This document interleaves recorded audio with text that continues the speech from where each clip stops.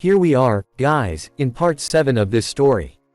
What if Naruto was being trained by Madara and Hashirama? Please remember to like, subscribe, and share with your friends. Now, let's begin. 2 more weeks passed from the time Naruto returned from his training and everyone had gathered for the Chunin exams. People from all over the Leaf Village were gathered in the stands and they were talking animatedly about who was in the competition. I heard the last Uchiha is fighting that Gaara of the desert. One civilian says to another, that will make for an exciting match. His friend says, I heard that Naruto made it to the finals as well. A third says, well, he has worked hard to get here, but really excites me is the fact that those two might have to fight in the exams. The first responds, Hinata and Haku were walking in the stands looking for seats when they hear Ino call out, Haku, Hinata over here. They walk over to Ino and sit next to her and they see Sakura sitting in silence. Hey Sakura, what's wrong? Haku asks. Despite all my training I tied with Ino, I guess I will never amount to anything. Sakura says depressed. And Sasuke-kun will never like me the way I am. Have you ever considered anyone else? They hear Tenten ask from behind them. Well, I mean, Lee is nice enough, and when we ran into trouble in the forest of death after a few branches collapsed on us after the gigantic tremor that shook the forest, Sakura gets a new spark in her eyes. But before I can consider dating him, he needs to stop shouting about youth every 5 seconds and maybe get some normal clothes to wear around the village. Just then Guy and Lee walk into the stands and Lee has crutches to support him. Hear that, Lee, you might have a chance with Sakura after all. Tenten says, smiling at her teammate. I heard what Sakura-san said and I shall try wearing something else, but I unfortunately have no idea what I want to wear. I shall train until I can win your heart, Sakura-san. Lee says with a new wall of fire burning in his eyes. Sarutobi was sitting in his seat for the Hokage when the Raikage walks in with B and Yugito net to him. Greetings Hokage-sama, it has been a while. Says bowing to Hokage is a sign of respect between two Kage. Raikage-sama, it has been a while indeed. I hope you enjoy today's exams because I know I will. Sarutobi smiles and bows back. Well, it's good to see I'm not the only old Kage who refuses to kick the bucket. Onoki says as his 2 guards walk in behind him. Onoki, I hope that your trip was enjoyable and I hope you enjoy your stay here. Sarutobi bows to Onoki, who bows back as a sign of respect. The trip was a pain on my back, but I have enjoyed my stay here, though I wish I didn't have to look at his face every time I look out my window. Still holding grudges, I see. A fourth voice says as the Kage walks to his seat. Ah, the Kage, you didn't suffer at that cursed Namikaze's hand like my village did. Well, that was war, and while I don't mean to make light of your suffering, that's how it works. The Kage bows to the others who bow back. This is bad with Onoki of both scales here, and the Raikage killing that old man will be that much harder. Orochimaru thinks. Looks like almost all the competitors are here. Says, but looking for the blonde Madara look-alike. Naruto was just getting his armor on and sealing up his own unique flying Raijin Jutsu Kunai. Then he looked at the clock and realized how late he was. Oh crap. Naruto seals one last kunai, then runs out the door, then makes the hand signs necessary for flight, and he leaps into the air and starts flying towards the stadium. After a few seconds of flight, Naruto returns to his normal weight and drops from 40 feet above the stadium and lands with small boom. One's fist on the ground and one knee, and he looks up to see people looking in shock that he just used the super lightweight boulder jutsu. Onoki's eyes widen in shock and then narrow in anger to see a leaf shinobi that used his jutsu, but then he looks at Naruto even closer. Something about that child seems familiar. Onoki looks on with recognition and deep surprise. There is that Uzumaki brat, he looks like he has gotten a lot stronger since we last met. Looks on with apprehension, eager to see how much Naruto has learned. Uzumaki, why does that name sound so familiar? Onoki looks on with confusion. Oh, the civilian council will have a field day with this and I'm going to laugh in their faces. Sarutobi thinks in pure glee. Naruto, Uzumaki has arrived. Naruto calls out. Just then a man with brown, shoulder-length hair which hangs about his face and brown eyes. He wears his forehead protector like a bandana, and the standard Junin outfit, and has a senbon in his mouth. Well, about time you arrived, however a flashy entrance was not expected. I thought that was reserved for the Uchiha. Genma smiles at Naruto's antics. Hey! Madara yells, annoyed that his clan had fallen from battle-hardened warriors to using simple theatrics. Anyway, now that you're here we can begin. The rules for this exam are the same as the first. That is that there are no rules. The match continues until one of you dies or submits, or if I call it. Genma, the first match will be Naruto Uzumaki vs Shikamaru Nara.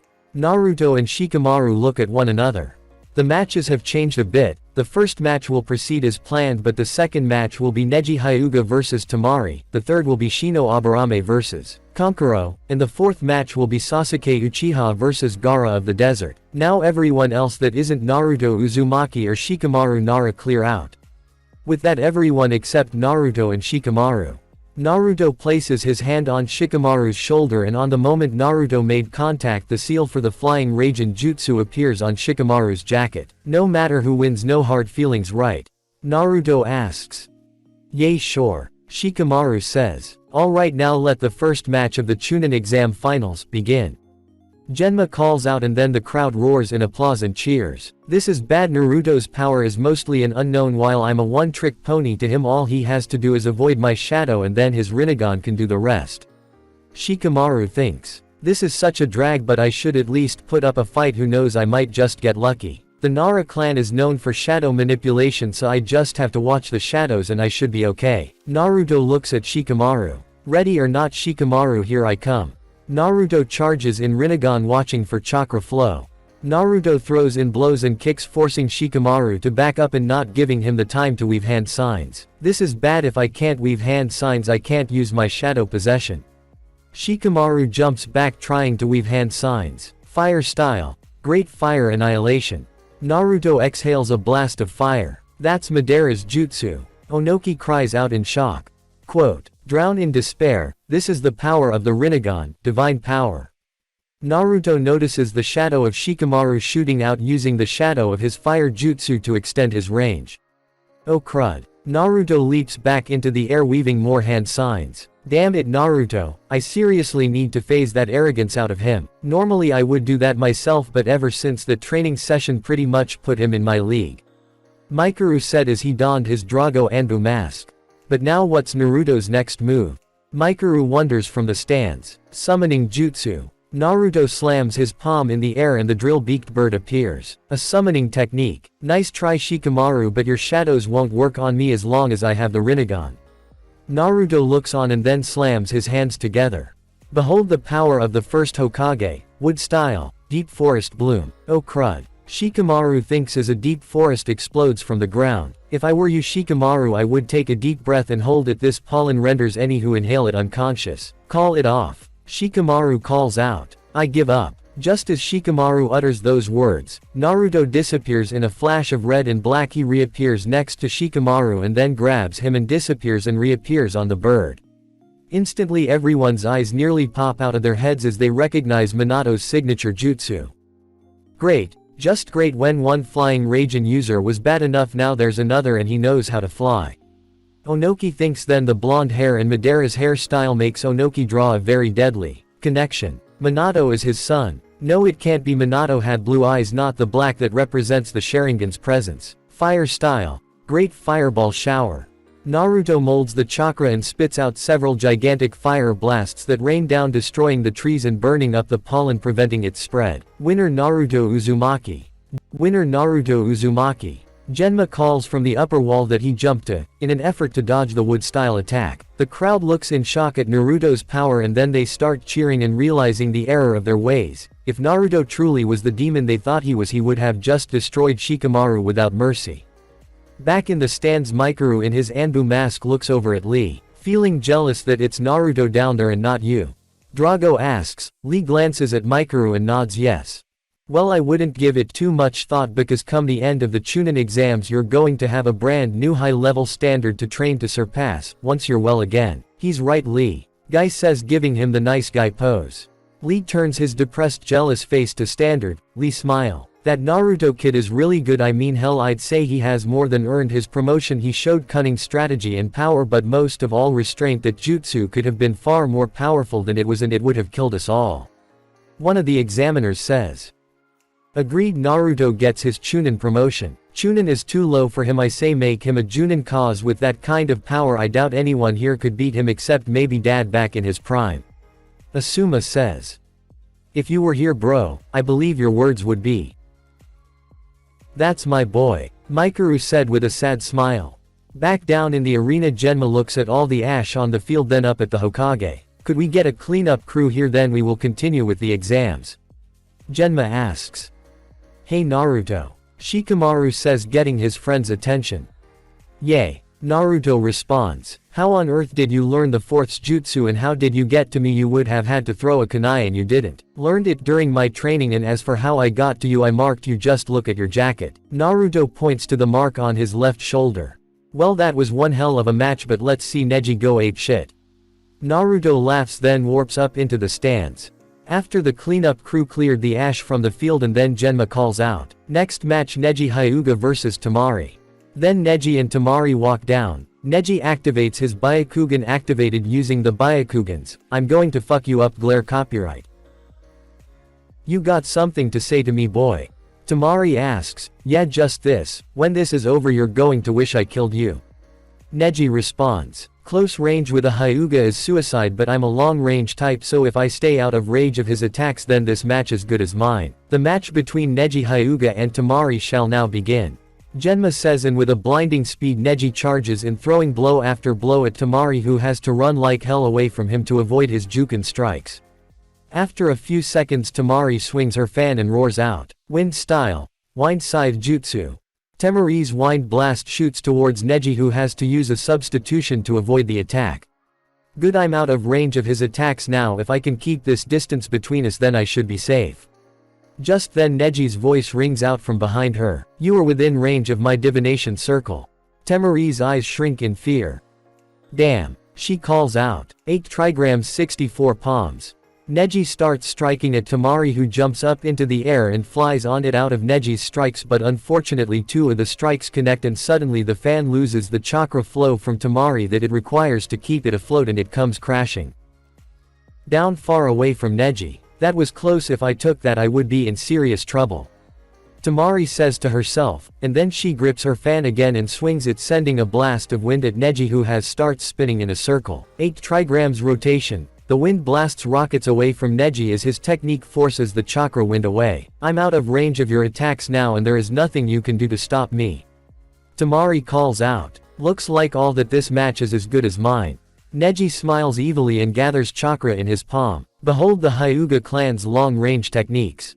Neji focuses for a few seconds while Tamari's eyes widen in shock and fear.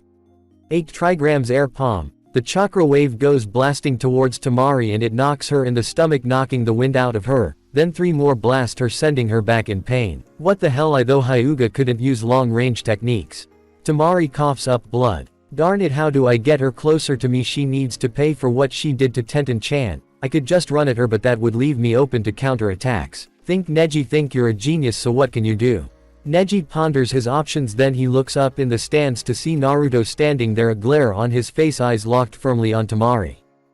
Then Neji remembers that Naruto gave him some small lesions on Genjutsu, and he turns back to Tamari and starts weaving hand signs for the demonic illusion hell viewing technique. Suddenly Tamari freezes up as the Genjutsu takes effect, and Neji charges forward, and then Tamari breaks the illusion to see Neji 5 feet in front of her, and her eyes widen in shock, but she blasts wind attack after wind attack at him, keeping him away from her. Neji drops into a Juken stance, glaring at Tamari with a cold fury in his eyes. It useless, I'm out of your range. Tamari says smugly. Then Neji changes his stance and his divination circle widens. He changed his stance. 8 trigrams 128 palms. Neji calls out and dashes in at a speed that Tamari hasn't seen before, and then Neji's strikes start connecting, and Tamari enters a world of hurt as Neji strikes each of her chakra points. 2 palms, 4 palms, 8 palms, 16 palms, 32 palms, 64 palms, 8 trigrams 128 palms. Tamari goes flying back, coughing up blood. She slams into the wall behind her, and Neji starts to walk forward, channeling chakra into his hand to finish Tamari with one final technique, his 8 trigrams mountain break attack. Quote, "This is the power of the Hyuga clan, don't forget it," Neji says. In the stands, Hiyashi and Hizashi looked at Neji with pride on their faces. Hiyashi turns to his brother. That boy will make a fine clan head someday, maybe even better than me. Hiyashi says. Ni-san, you really don't mean that, do you? Hizashi asks his brother, shocked. What about Hinata? She can't be clan head of the Hyuga and be married to Naruto, besides she will most likely be matriarch of the Uzumaki clan and that is going to be fun for her. Hiashi says. What about Hanabi? Since the removal of the cage bird seal, the two branches have merged into one big family. As such, Neji is now next in line as far as succession goes. Hinata only held presidencies above him because she is my daughter and I am clan head, but since she will be getting married to Naruto, that places Neji as the new successor. Well, Ni-san, we don't have to worry about someone trying to hurt Hinata. Naruto probably hasn't demonstrated his full power yet and already people are scared of him. You're right, I haven't. A voice says right behind them and they both whip around to see Naruto sitting there with a smile on his face. So you mastered your father's jutsu, I'm impressed. Hiashi says, looking at Naruto, a twinkle in his eye. Yep, it was hard work but I got it down eventually, and now if you excuse me I have my girlfriends to hand out with, Yane. Naruto disappears in a red and black flash. That kid is going to be a terror on the battlefield. Hazashi says, I only pity the idiot dumb enough to try and harm those precious to him. Hiashi responds. Back down in the arena, Tamari was kneeling, look at Neji and praying for mercy. You wouldn't hit a girl, would you? Tamari asks, using her last available weapon, a kunoichi's best friend, seduction. That won't work on me under normal circumstances, and even less so now. You tried to kill me and you harmed Tenten-chan. I shouldn't even be wasting my time talking to you, but I'm going to offer you one chance to surrender, so here it is. Surrender or die. Neji looks down at his left hand, then back at Tamari. This next attack is called 8 trigrams. Mountain break attack. If I uses it on you it will obliterate you in an instant. Fine, I give, just don't kill me. Tamari says frantically. Winner of the second match, Neji Hyuga. Genma says. The crowd roars in applause at Neji's power. Neji turns around and bows to the crowd and waving to Tenten, then he sees Hinata and Naruto smiling at him and Naruto salutes him, then looks at the cage booth and sees the Hokage looking at him and motion for him to come to the box. Naruto leaps off towards the box.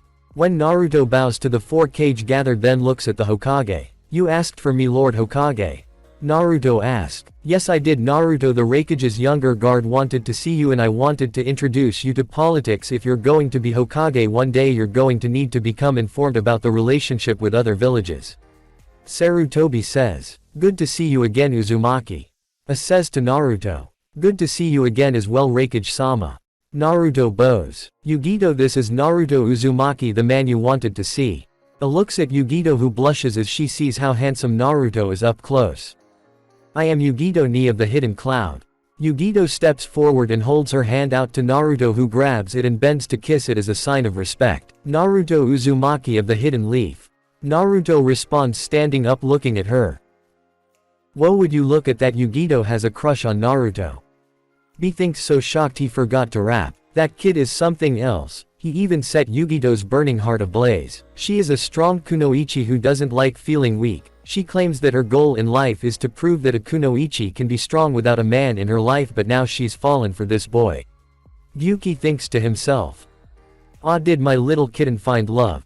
Matabi says to her host. Shish, shut up, Matabi. Yugito blushes an even darker shade of red. Naruto and Yugito sitting in a tree, kissing. First come love, then comes marriage, then comes a baby in a baby carriage. Shut up, Matabi. Yugito roars. Well, looks like the little cat has fallen in love with the fox. Hashirama says to Madara. Certainly looks like it. Madara responds, laughing at Naruto's embarrassment. I will kill you both. Naruto roars back as they laugh at him. And Sarutobi look at Naruto and Yugito, who have flushed a deep crimson. Wonder why they are beet red. Sarutobi thinks. Could be that Naruto is being teased by Hashirama or Madara or even Kurama, but that still doesn't explain why Yugito is red unless she is a Jinchuriki of another tailed beast. Looks like the Nibi is teasing Yugito again. Thinks looking at his surrogate daughter. Perhaps if those two like each other well enough they could help to strengthen the bond between Kumo and Konoha. Looks at Yugito, then back at Naruto. Let's see how this plays out. Onoki-sama, I didn't mean to ignore you, but some friends of mine were giving me a hard time. Naruto bows to Onoki. How did you know my name? Onoki asks, suspicious. When I was taught how to fly I was informed of how it was your technique, and I humbly asks how you thought I did when using it. Well, you certainly are proficient and it takes a hell of a lot of chakra, but if you really are an Uzumaki, chakra shouldn't be an issue. I have read of your reputation and I can sense that your chakra lives up to its legend. Well, this is interesting. A Konoha shinobi has heard of my power and my legend. My teachers wanted me to be well-rounded in all aspects of shinobi life, to ensure a balance of yin and yang. Naruto said sagely. Anyway, I got to go congratulate my niece-san on a match well fought, Yane. Naruto flashes away to Onoki's slight irk, then the Raikage starts busting out laughing and the other three Kage look at him like he's lost his mind. Raikage-sama, might I know what is so funny? Sarutobi asks confused. That kid is really something else. He managed to learn the yellow flashes technique and he really shows it off like he is trying to show us up, and I'll admit he's got guts. I like that about him. Says and starts laughing again. That kid, something about that Uzumaki brat reminds me of him. Onoki says. Naruto, you really have grown. Sarutobi thinks. You might just take this hat from me sooner than you think. Just then an Anbu appears next to Sarutobi and whispers in his ear. The preparations you asked for are complete, Hokage-sama, we just need your signature. The Anbu hands him a small folder which Sarutobi signs and hands back to him. Here you go, now that I have signed the file it's official. Sarutobi smiles and the Anbu leaps away. What was that about, Hokage-sama? Onoki asks. Just a little thing I needed to get done, never you mind it, Tsuchikage-sama. Back down in the stadium, Genma looked at his small sheet that told him who was fighting who. Next match, Shino Aburame vs Kankuro. Genma calls out. Shit, I wasn't supposed to use Crow until after Gaara's match, and if I use it now the enemy will know my techniques. Kankuro thinks in fear. I forfeit. Kankuro calls out. Winner by forfeit, Shino Aburame. Genma calls out. Where the hell is Kakashi and Sasuke? They should be here by now. I mean, I expect Kakashi to be late but not Sasuke. Naruto thinks, expanding his sensory abilities to do his best to encompass the surrounding area and as far as he can send it. After a few minutes of trying, Naruto gives up, being unable to find him. Well, I just have to rely on Kakashi making sure that Sasuke is here on time. Naruto sulks his head. We're doomed. Over on another part of the stadium, Makoto was biting her nails in hopes that her son would show up on time. Sasuke Uchiha, if you don't show up for your match I will ground you for a month. Makoto shouts in her head, slowly releasing a small stream of killer intent. Sasuke was doing his last set of sit-ups with Kakashi's Ika Ika Paradise collection on his stomach when he suddenly gets a shiver down his spine and looks over at Kakashi. Sensei, can we got to the stadium now? I got a feeling that my mom will kill us both if I'm late. Sasuke says to Kakashi. I'm sure it will be fine, Sasuke. Kakashi responds lazily. You clearly don't know my mother then. Sasuke replies darkly. She knows of your habit and she told me to tell you that if your habits pass on to me during my training that she would burn all your Ika Ika collection and castrate you with a rusty spoon. Sasuke inwardly shudders at his mother's threat as he knew she always followed through on them. Kakashi's eyes widen in fear at the threat and instantly gathers his things and grabs Sasuke's arm and shunshuns with him to the stadium. Sarutobi stood up and called out with an impressive voice. Sasuke Uchiha's match will be postponed until he arrives. As many of you came here to see him fight, but this will seriously hurt his chances of becoming a Chunin. The crowd has mixed reactions with this but accept this begrudgingly. However, we are going to take a 5-minute intermission between to give you all a chance to stretch your legs and get some refreshments. Sarutobi continues. Sasuke-kun wouldn't forget to show up to his match, would he? Sakura asks Ino. Sasuke wouldn't do that, don't worry Sakura, I'm sure he will show up. Ino responds smiling, then her expression turns serious. Sakura, we need to talk about Sasuke. What do you mean, Ino?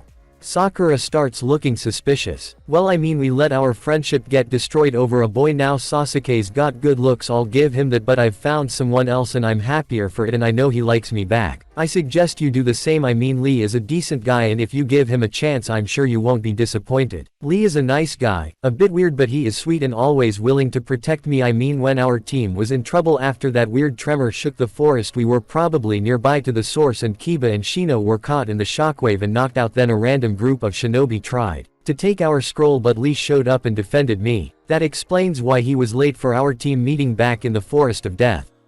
Tenten says in thought. Yay, anyway I hope Sasuke ends up coming in time for his match.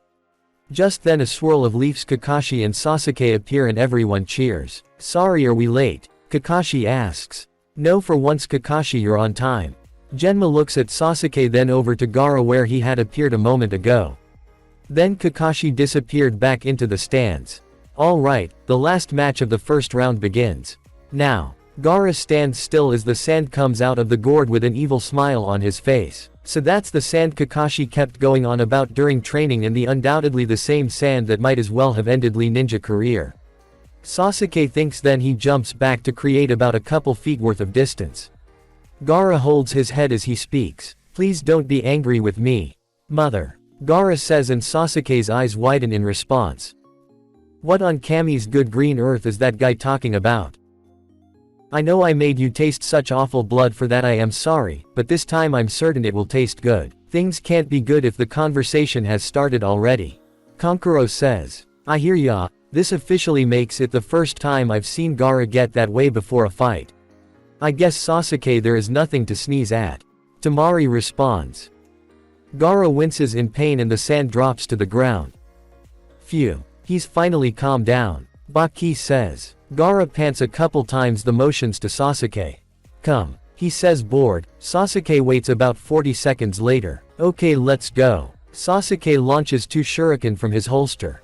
A mass of sand blocks the 2 shuriken and the mass turns into a clone of Gaara's likeness. The sand clone. Been a while since I've seen that, Temari says. Sasuke runs at Gaara to close the gap. Gaara's sand clone launches a sand blast at Sasuke, who merely jumps up to dodge. Then while Sasuke was airborne, Gaara's clone launched the shuriken it captured at Sasuke. Sasuke counters that by launching 2 more shuriken, both of which find their mark after gravity took him in range as he scissor kicked both hand and forearms of Gaara's clone. He quickly got to his feet and tries to take the clone's head off via a forearm strike to the neck, but due lack of momentum the attack doesn't penetrate all the way through. The sand moves to enclose Sasuke's wrist, but Sasuke, thinking quick, delivers a leopard punch to the head, freeing his captured hand in the process.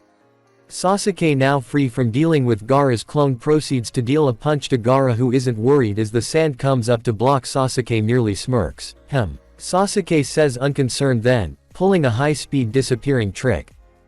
Lee looks on in awe at Sasuke's ability. Incredible, his is truly a genius, Lee says in awe and a bit of envy. Gaara senses Sasuke behind him. Fast, just like that character from before, Gaara thinks. He then recalls the hits Lee was able to score. Just as he came out of his recollection, he gets clocked in the cheek as he sees a visage of Lee is throwing a punch at him. Gaara sails through the air and skids about 2.6 feet in total. No freaking way, that speed is no different than Lee without his weights, Guy thinks, looking on not believing what he's seeing. It's like looking at a mirror. After that is my taijutsu I'm at. Lee thinks, looking on at his rival using his moves on that field. That was your sand armor, eh? He says as he shifts to Lee's signature stance. Come on, he says with a taunt of the hand. Damn, Sasuke's gotten faster in the last month, but then again so have I. Naruto thinks with pride at his teammates' speed and power. What's the matter, Gaara, is that all you got? Sasuke taunts, then he starts forming a hand sign which Naruto recognizes all too well. Fire style. Great fire annihilation. The stream of fire blasts towards, and everyone in the crowd's eyes widen in shock as for the second time, Madara's legendary fire jutsu rockets from Amir Genin's mouth. He knows great fire annihilation too. Sakura calls out in shock. In the council box, the civilian council is seething with anger that the demon knew Madara's fire jutsu as well, but now that Sasuke knew it, they drew a very wrong conclusion. The demon stole Uchiha-sama's jutsu. We must have him killed before he becomes too powerful. Mebuki says. Agreed, we will call for the demon brat's execution on the grounds of stolen clan jutsu. Another councilman says. I am going to tear off all your armor, Gaara. Sasuke calls out as the smoke clears from his fire-style jutsu, revealing some of Gaara's sand had turned to glass. Sasuke charges again and leaps under Gaara's floating sand cloud. Gaara goes to block him as he reappeared, but Sasuke dodges and skids around him and charges again. The sand moves to intercept him again, only this time Sasuke dodges the sand and quickly swings around and completely bypasses the sand via an opening in the shield on Gaara's 9 o'clock.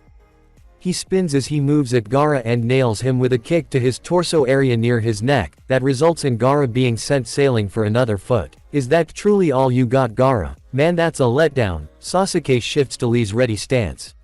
He does a high-speed dash across the field, Gaara seeing this readies the sand as Sasuke circles around him in a clockwise dash. No doubt about it that speed is identical to Lee without his weights. Guy thinks as he looks on.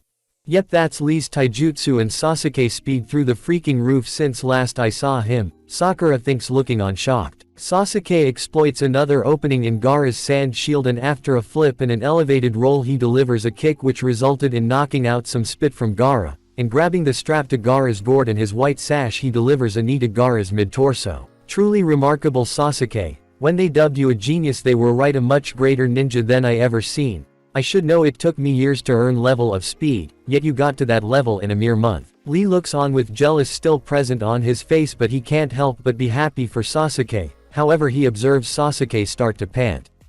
But of course despite that success maintaining that speed does take its toll. Now what are you going to do Gaara? That sand armor eats up too much chakra and it won't stick around for much longer.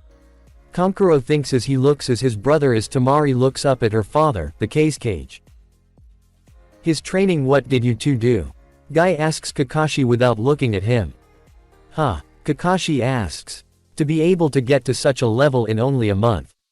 Sasuke has copied Lee's taijutsu with his Sharingan, so during the taijutsu training I did with Sasuke I had him imagine Lee's movement and copy it. Lee looks shocked at this revelation. Sasuke mastered the taijutsu only because he knew Lee. Of course Sasuke had to work very hard to master it even with his Sharingan. But that sand ninja he is way too tough for that, he cannot be taken down with only taijutsu. Lee thinks as he watches Sasuke. If Kakashi saw the match between Lee and Gaara then why did he? Guy thinks. After all the taijutsu that Sasuke learned from Lee can't suddenly work on an opponent that Lee himself wasn't able to defeat, but Kakashi must have known this, so why did he have Sasuke master only taijutsu? As another calm feel on the field, Gaara, evidently having had enough of being Sasuke's punching bag, weaves a sign similar to the tiger hand sign, and the sand moves to create a bubble-like perimeter, and Sasuke looks on as the two sand halves form a sphere. Has Gaara lost it? He couldn't possibly be thinking of using that jutsu. Sasuke was speeding towards Gaara trying to nail Gaara with another punch before the sphere was complete, but too little too late. The sphere was complete and to top it off multiple pike-like extensions shot out and tried to wound Sasuke. Fortunately for Sasuke he managed to stop himself and avoid 18 potential injuries, while the injuries that did occur were at the right side of his head and all of knuckles. He hoped back to the site of the spike retracting into the sphere. So he's marshaled all his sand into something that has the possibility of being impenetrable. Given what Kakashi had also described, I honestly didn't think he'd be able to erect something this dense. Sasuke looks at with frustration, damn it all. The sand. It's covered his entire body. Lee says with disbelieving eyes. This is bad. Guy thinks. How is Sasuke going to proceed? Naruto observes the battle with glee that his friend had gained so much power, then a feeling of dread overcomes him as he feels the unleashing of demon chakra. Quote, Kurama ni-san, is this what I think it is? Naruto asks. Without a doubt. Kurama responds. This is definitely Shukaku's chakra. To think he would go this far. He has an ulterior motive. Not even he would go this far to win a match. We got to get Genma to stop the match. Naruto, what?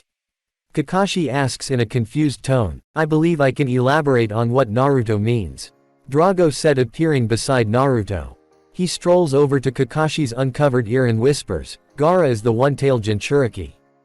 You don't say. Kakashi says aloud to a nodding Drago. Unfortunately, if I did that you would have to be the one to tell Sasuke why he wasn't allowed to complete his match. Naruto just clams up in time to Madara say. He's right.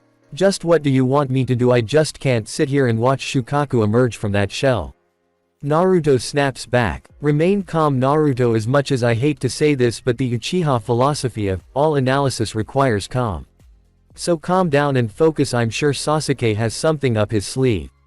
Kurama says. Jin Suru ne Tora Suru Tatsu Suru ne Suru. Gaara mumbles quietly in his little sand sphere as he does this. Another construct and eye forms in front of a wide-eyed Sasuke. Yep, that jutsu, all right, and it's safe to assume he's not thinking of the plan at all. Tamari looks on in horror. Your concern is noted but unnecessary, Naruto. Kakashi says to Naruto, after all, Sasuke and I weren't exactly goofing off. There's actually a very good reason we were late getting here. This is Shukaku we're talking about. Of all the nine-tailed beasts, Shukaku is the most unstable. Naruto says. Just watch Sasuke and be amazed. Sasuke wipes off some blood on his face all the while smiling. Yep, his third eye, what the hell is he thinking? Damn it, Gaara, she says with teeth clenched. Sasuke spend the next couple minutes probing Gaara's defense. Okay, that won't work. Frankly, Gaara, I don't know what you're up to, but if you want to stay in there and stall, fine, I've a little present I want to give you.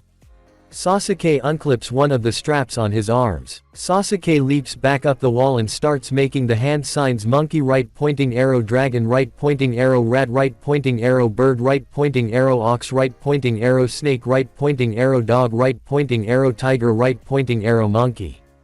Then a lightning ball forms in his hand and Naruto's eyes widen in shock at the amount of chakra that the Rinnegan is picking up. Incredible, it's almost like the Rasengan.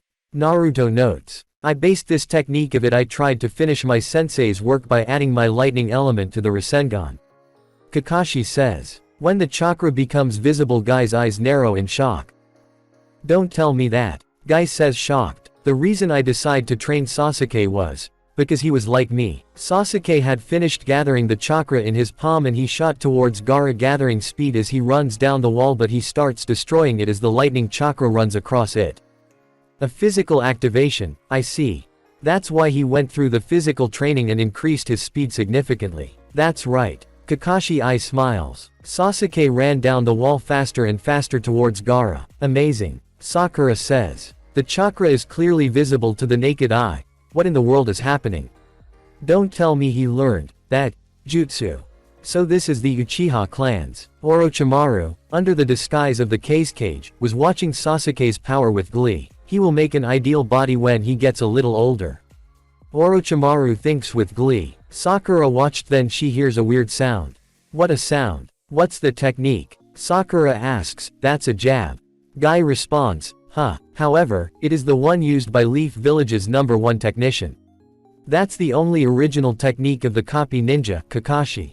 It's the special technique used only for assassinations. Its secret is in the speed of the jab, and also physical aptitude that gives forth a gigantic chakra, the ability of the chakra to focus solely on the target, and moreover the speed of the jab makes the chirping sound.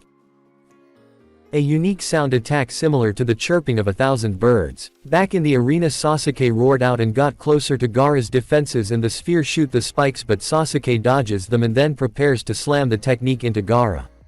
And that is why the technique is called Chidori. 1,000 birds. Sasuke smirked as he felt his hand make contact with Gaara's flesh. No way. That's Gaara, absolute protection. Kankuro says in shock. It's impossible. Temari agrees. Don't tell me. Baki says shocked. Chidori. Also known as lightning blade. Guy says, lightning blade. Sakura asks. Lightning blade is another name for the jutsu derived from Kakashi's ability to cut through lighting using the technique. Wow, Kakashi sensei cut the lightning bolt.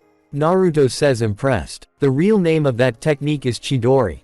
The secret is the speed of his jab that surpasses any human limitations and the intensity of the chakra on his arm. And that arm turns virtually into the equivalent of the swing of a celebrated sword that cuts through everything. Guy continues, then he turns to Kakashi. But what a reckless technique. That's not for you to say. Kakashi retorts. Right, Lee. Kakashi eye smiles at said genin. I don't understand a word that was just said, but that's an awesome technique. Sakura says at her former crush's strength. Lee looks down at the match deep in thought. I can understand it. If it were me, if I made a running start at that speed, I wouldn't make a direct jab attack on the opponent. Or rather, I couldn't. For an opponent, a straight line attack just gives him an easy chance to launch a counterblow, and moreover, I don't have the eyes to read that counterblow. I envy you, Sasuke. When I fought you once, I said, even if one understands visually, it's meaningless unless one can move physically. I was filled with a feeling of superiority, but now you have a body that moves at the same high speed as mine. Moreover, you have the Sharingan. Lee thinks with a deep sense of envy. Sasuke places his hand on his arm that had pierced the sand shield and smiles victoriously. Got you. Sasuke says triumphantly. Kabuto is crouched behind two civilians and he looks up at Orochimaru, then back towards the stadium. Looks like it's almost time. Kabuto says. So you mastered a very powerful lightning-style jutsu, Sasuke, but I'm sure with your advanced skills you not only learned it, you most likely improved upon it, so let's see what that is. What? This warm thing? Gaara asks, confused as Sasuke's arm stands out in the darkness. Mother. What is? Then a drop of blood falls onto Gaara's hand. Blood. My blood. Gaara screams out and everyone in the stands hears the scream of pain. Don't tell me that. Kankuro trails off in fear. Sasuke suddenly feels something grab his arm and he tries to pull his arm out but to no avail. Seeing no other option, Sasuke flares his chakra back into another Chidori in an effort to escape and Gaara screams in pain again. Don't tell me that Gaara is hurt. Temari says in just as much shock and fear as Kankuro. With a great amount of effort, Sasuke pulls his arm out to see a light tan and blue-veined arm grabbing onto him. As Sasuke jumps back, the arm lets go and everyone sees the arm in shock, unable to comprehend what they are seeing. Without a doubt that's Shukaku's arm.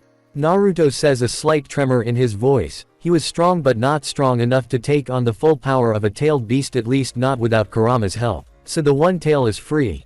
Guy asks in fear, remembering the nine tails attack. It's that thing's arm. Kankuro thinks in fear, thinking that Shukaku has been unleashed. Sasuke jumped back out of range of the arm with shock on his face as he remembers the lesions on the nine-tailed beasts. The one tail. Sasuke whispers to himself in fear. Shukaku's arm slams onto the ground, then retreats back towards the sphere where Gaara was, and then the arm slips back into the hole. Has the perfect possession happened? Kankuro asks in fear, turning to his sister. I don't know, he seems to be injured. Temari responds, still looking at the sphere. This has never happened before. Kankuro turns back to the sphere, eyes trembling in fear. It gives me the chills just to remember. When I first saw that thing, I wasn't able to eat. I mean, visually it's totally. Sasuke was watching the sphere with apprehension as he sensed a lot foul chakra coming from the sphere. Sasuke watched as he saw something moving behind, then suddenly he sees a black eye, with yellow iris and pupils that each takes the shape of a black four-pointed star with four black dots around it appear in the hole, and then a monstrous scream is heard which terrifies most who hear it. Genma starts looking around with a scowl on his face. I sense something bad. Genma thinks. Then the shell of sand starts cracking, then it turns back into regular soft sand, revealing a regular but wounded Gaara who was panting and clutching his left arm in pain as blood flowed onto it. Then he looks at Sasuke with an insane look in his eyes. I knew it, he's hurt. The shell broke before the change was complete. Temari says with shock. Sasuke looked on, Sharingan still activated as Gaara's chakra fluctuated. Something's not right here. That's not the same look in his eyes as before. Sasuke thinks. Kabuto placed a hand on a random civilian's left shoulder and the civilian's eyes started to flicker as he tried to remain conscious, but then he slumped, his head drooping, and he was asleep. Then Kabuto make the tiger hand sign and suddenly Naruto started seeing feathers starting to cloud his vision. Damn, a genjutsu. Naruto swears and he releases the genjutsu over himself. Kakashi, do you feel this? Guy asks. Yay, a genjutsu. They both make the ram hand sign and simultaneously said, release. Sakura looked around and noticed what was going on, then she made the ram hand sign along with several other kunoichi near her and released the genjutsu. Genjutsu, so Kabuto has already made his move, the time must be close. Baki thinks, then looks over at the cage. It's coming. Orochimaru looks at the Hokage who looks back at him, then Orochimaru smiles under his mask. Now shall we begin? Orochimaru asks. Then his bodyguards under disguise rush forward and throw smoke grenades, which was the signal for the invasion to begin. This won't end well. Drago thinks, then he and several Anbu start charging toward the Hokage in order to protect him. Baki stands up and so do Temari and Kankuro. All three of them have one thought on their minds. The operation has begun. Temari, Kankuro and Baki think simultaneously. Lord Hokage. Guy says in worry. Leave it to me, and Anbu says as he and several others run towards the cage box. Drago runs to Sarutobi, expanding his sensory abilities as he removes several restrictions on his body to allow him to move faster. When he gets to Sarutobi, he takes advantage of the smoke screen to mark Sarutobi's shirt over his right hip. When the two Anbu groups arrive, an Anbu in white robes looks towards a group of 4 Anbu. Squad 1 above, Squad 2 below protect the daimyos, the leader says, and Group 2 jumps down below to protect the daimyo. Just then the 2 bodyguards of Orochimaru leap out with kunai in their hands. The leader draws 2 of his own and leaps forward, shouting, "You will not interfere." He slices both assailants in two and their bodies fall behind him when suddenly B and Yugito leap out to guard their cage. The Anbu tense and get ready to strike when B starts waving his hands in a "don't hurt me" motion. Yo, Anbu be cool, we aren't here to harm the Hokage, fool ya, fools.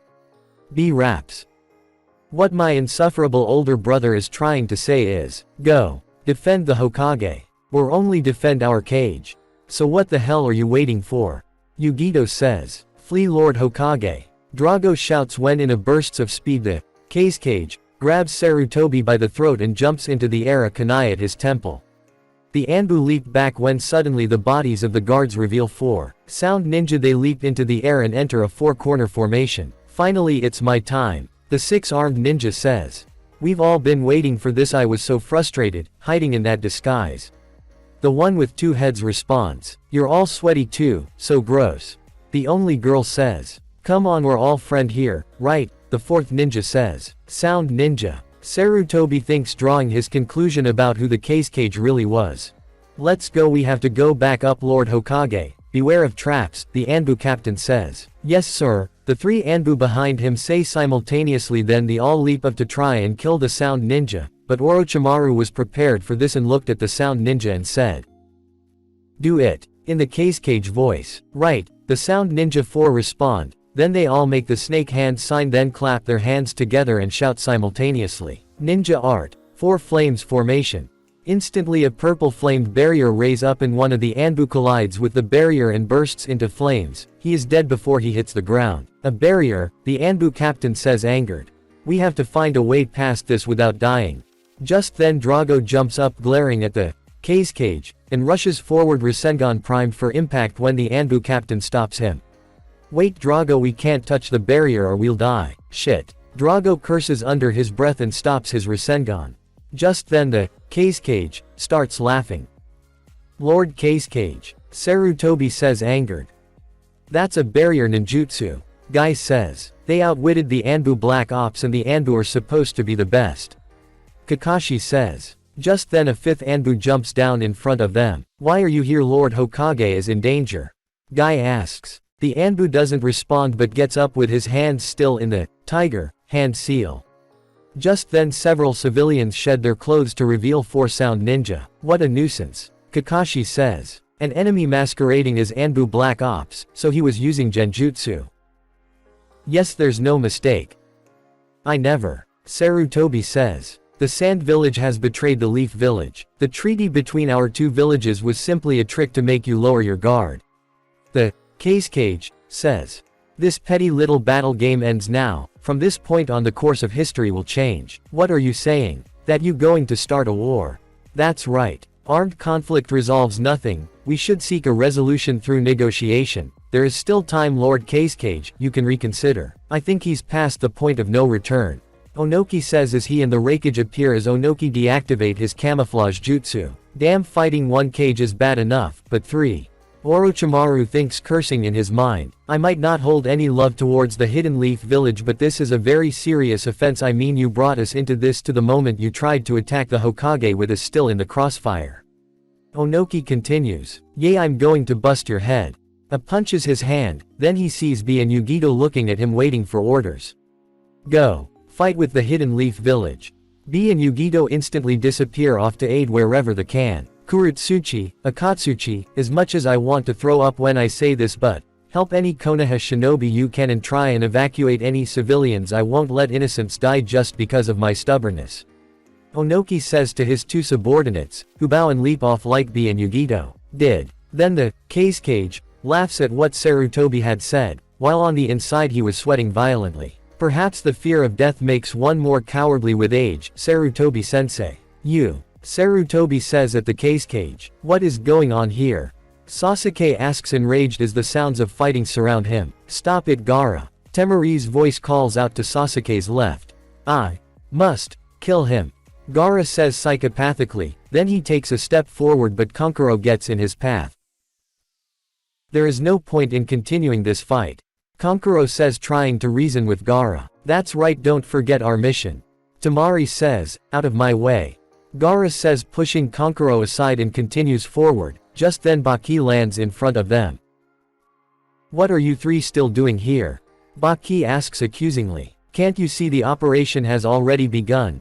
Just then Gaara grips his head in agony and Baki turns his head and looks at Gaara angry.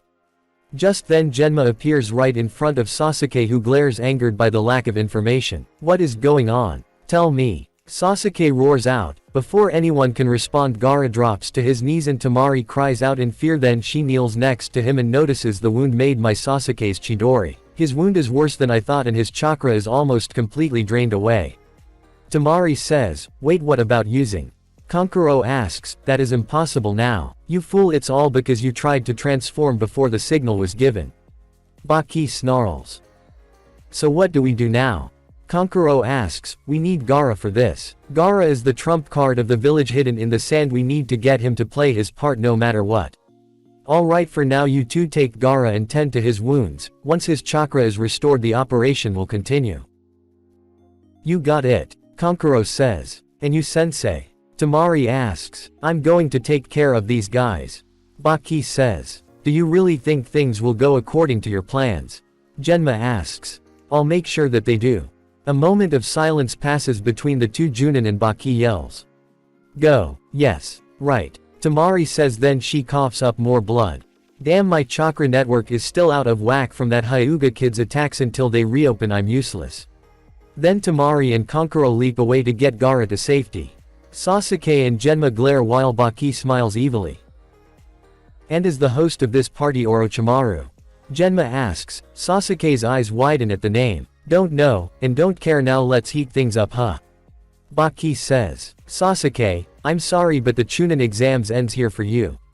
Sasuke's eyes narrow. You've already achieved Chunin level. You're a Leaf Village shinobi, so put your training to good use. In other words, I'm supposed to take down Gaara, right? Our match continues. Sasuke asks. Be careful, it's the real thing now, not a match. Genma responds. What I must do is the same. Sasuke gets up and runs towards the wall where the Sand siblings had retreated moments ago. Not so fast. Baki shouts and throws kunai at Sasuke, but Genma throws some to intercept them. Kakashi watches Sasuke leave with concern in his heart. Sasuke. Kakashi says, concerned. Well, we had intended to capture Sasuke while Gaara was causing trouble. The cage said. But I suppose not everything goes according to plan. I see, so that was the plan. Then Sasuke and the Hidden Leaf Village were your targets, is that correct? Sarutobi responds. How, you really think that the Leaf Village is that important? Now if Gaara returns, I'll be able to show you something very interesting indeed. Well, anyway, your stubbornness and incompetence have allowed me to outmaneuver you. I've defeated you. Nothing is decided until the very end. I taught you that years ago. The cage reaches up and rips off his face, revealing Orochimaru. Orochimaru. I knew, or at least thought, that this day would eventually come. However, you're not going to defeat me that easily. I told you that you should have picked the 5th Hokage by now, because 3rd Hokage right here, right now, you are going to die. Orochimaru says as he licks the kunai with his tongue. The new students were running around in circles while Iruka watched them, but thinking on the Chunin exams. Well, I wonder how the Chunin exams are going. I wonder if Naruto's match is over yet. The first match was with Shikamaru, right? I hope Naruto was able to outwit the Nara clan's genius. Iruka thinks, then stops slouching. No, that's not right. I mustn't play favorites. Every student is equally dear to their teacher and I must root for them all. Iruka slumps again. I can't help it, I still want Naruto to win. Are you worried about Naruto? A voice asks him, breaking his daydreaming. Yes, of course I am. Iruka shouts. I thought so. Konohamaru says, and Iruka's sweat drops. Shouldn't you be? Iruka stands up. I told you to run 10 laps, didn't I? Iruka yells. Yay, but we finished that a long time ago. Udon says. While you were daydreaming, sensei. Moegi finishes. Quote, look, there's no way you can teach a real class in this state, so why don't we call it quits for today? No, nice try, the class will continue. Iruka yells. Hey look, what's that smoke? Konohamaru asks. It's coming from the direction from the arena. Iruka says. Moegi turns to the left a bit. Huh, do you guys see something over there as well? Moegi asks. I wonder what's going on today. Udon says. Ibiki and several Chunin were standing on a building and Ibiki gripped the rail with his right hand. Orochimaru. Ibiki growls. What should we do? Should we send reinforcements? The Chunin next to him asks. No, it's risky to act when we don't know the full situation, and if Orochimaru is involved it's even more so. Is Orochimaru? I mean, is he really that dangerous? Originally Orochimaru was once the third Hokage's student, so then why did he become a Rouge ninja? Long ago, back when the fourth Hokage was decided, apparently Orochimaru put forth his own name for consideration, but he was denied. Shortly afterwards he severed all ties with the Hidden Leaf village. It's likely he still holds a grudge against the third Hokage. So he wants revenge. I believe so. When I was just a child I saw him once and I had one thought, that he wasn't human, and that he was just something that taken on a human form. It was frightening, simply frightening. The Chunin who he had been conversing with gulped. Just then another Chunin arrives and kneels in front of Ibiki. Sir, I have a report. Ibiki turns to the man who had spoken. Giant boas have appeared near the east wall and with them 100 sand ninja. They have infiltrated our village and are battling our shinobi who are patrolling there. The sand. Ibiki thinks shocked, then he turns to his squad. Leave behind squads 1 and 2 and head to the gate, right now. Yes sir, the Chunin respond. The 3 boa constrictors were making their way through the village, destroying anything that got in their way. Damn it, how do we kill these things? One Chunin says enraged as another starts weaving hand signs for a fire jutsu, then exhales a blast of fire which only serves to enrage the serpents. Just leave it to me, Killer Bee. A voice calls from behind them and they turn to see Killer Bee standing there with Gyuki's chakra swirling around him as he starts to transform into the 8 tails. A true form of the Jinchuriki. The transformation in the Hachibi was completed and now Bee's voice was demonic. Quote, it's a monster, so watch it now. Host transformation, yeah. 8 tails will pee your pants, you lil ants. B then uses 3 of his 8 tails to grab the boas and he squeezed tightly until they had to dispel or risk death from having their windpipes crushed. Thank you, Killer B. One Chunin calls up to B. No problem, yo. B responds, then starts reverting to his human form. Quite a lot them, huh? Kakashi says. We've been careless and now even Lord Hokage. Guy turns to the barrier. Kakashi looked there inside the barrier. What is it? Sakura thinks. Orochimaru. Kakashi growls. Orochimaru. Sakura says in horror at the name, then she turns to the stadium to look for Sasuke only to see he is gone. Sasuke's gone. Zhu then 2 sound ninja jump into the air and dive for Sakura only for Kakashi to kill them, then he looks at her eye smiling. Sakura, just stay there while I trim the enemy's numbers down to size.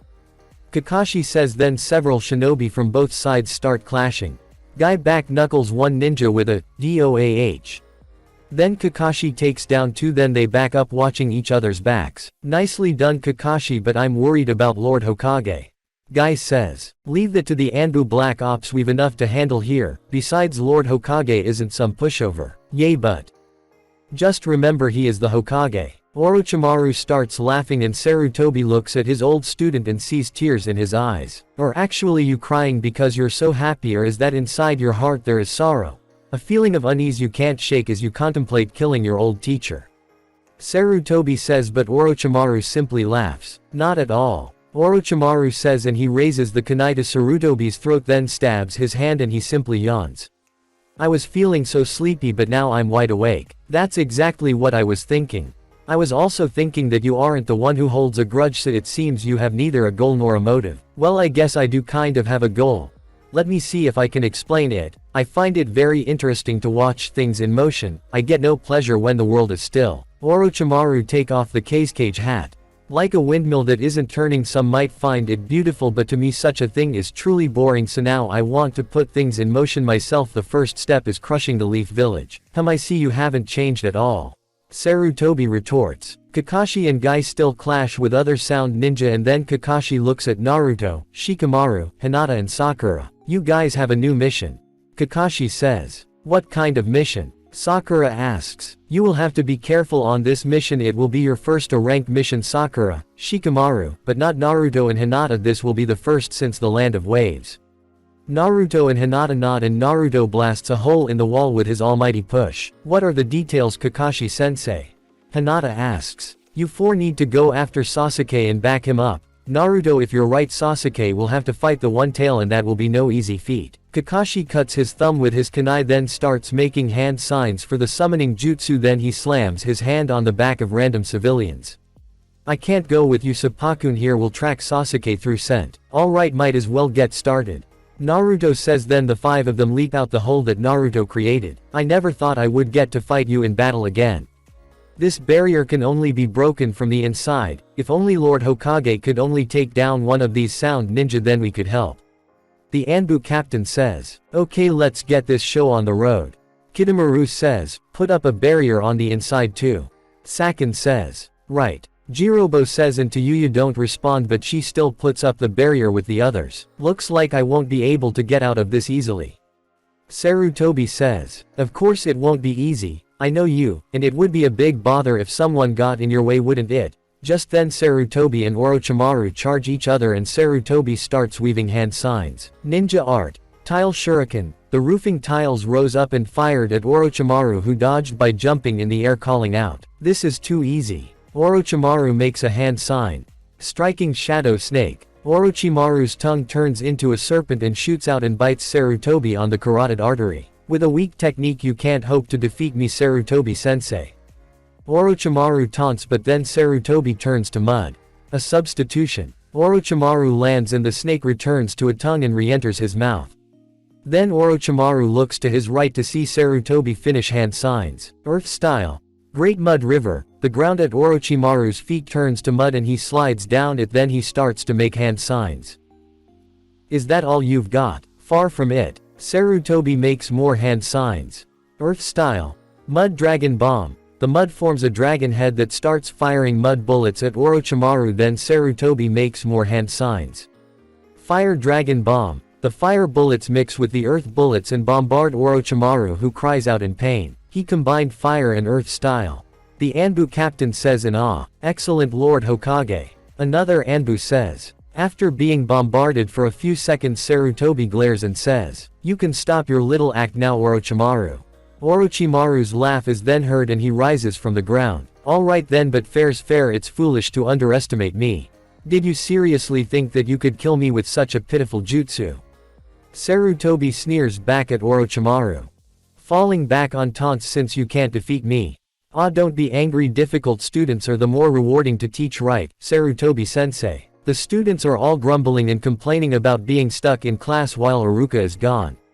Konohamaru looks out the window with a bored expression on his face. Something weird is going on. All the teachers left the students to study on their own, and then there's that smoke.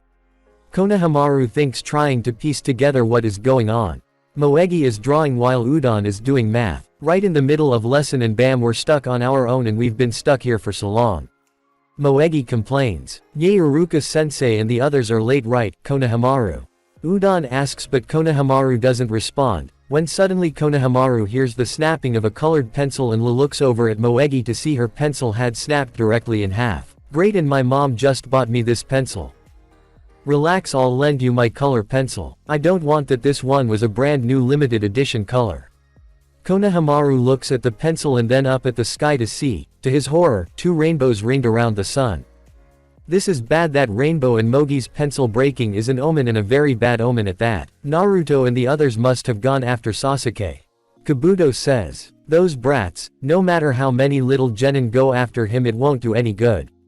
A ninja next to him says. Kabuto remains silent and pulls out a ninja info card with Naruto's data, and to his horror it shows everything is maxed out, and under special notes it says, has jutsu that calls down gigantic falling meteorites from the sky, also has the eternal Mangekyo Sharingan of Madara Uchiha and an unknown dojutsu approach with extreme caution. You're kidding, right? I think there is something wrong with that card, not even the Sannin have everything to the max. A second sound ninja says, not even reading the warnings. This is bad, very bad. Kabuto says. Sasuke is running in the direction of where he thinks the Sand siblings ran off, then he stops and scoops up some dirt and to his delight sees some of Gaara's sand mixed in with it, then he jumps in the trees after them. We have received intelligence that several enemy shinobi have infiltrated the village. One teacher says. Then we have no choice, we have to evacuate the students to a safe location. A second teacher says. Yes, but we have to do so in a way that doesn't cause them to panic. A third says, right here is what we are all going to do, tell the students that we are having an evacuation drill. Iruka says then he stands up. Orochimaru and Sarutobi are having an epic stare down then after a few seconds Orochimaru snickers. Isn't about time we stop messing around, after all this isn't an academy class. Orochimaru asks, yes, you do have a point. Sarutobi says grabbing his cage robes and throwing them into the air revealing his battle armor. Did you foresee this, dying this way? Orochimaru takes off the cage robe revealing his plain gray garbs with black pants and a thick purple rope belt tied in a large knot behind his back and blue tomo-shaped earrings. He is seen wearing a black polo neck under it. Suddenly chakras start building up between the two and major. Cracks start appearing the tile around them. Don't think I'll go easy on you just because you're old and dottery. I wouldn't want you to. Now depending on how good your jutsu is I might send you back to the academy. Sarutobi says. At least try to make this an interesting fight, Orochimaru says as they resume their stare down. Quite a few more tiles crack and break. Whoa, so much chakra. One Anbu says. Yes, so much that the air itself has become heavy with it.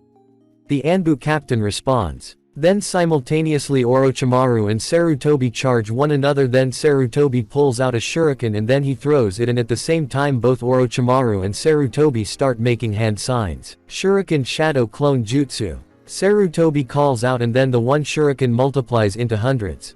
Orochimaru claps his hands together. Summoning Jutsu. Reanimation. Orochimaru calls out. That technique. Sarutobi thinks in fear. A summoning jutsu used as a shield, and what he summoned is, first, a coffin with the kanji for, second, rises up.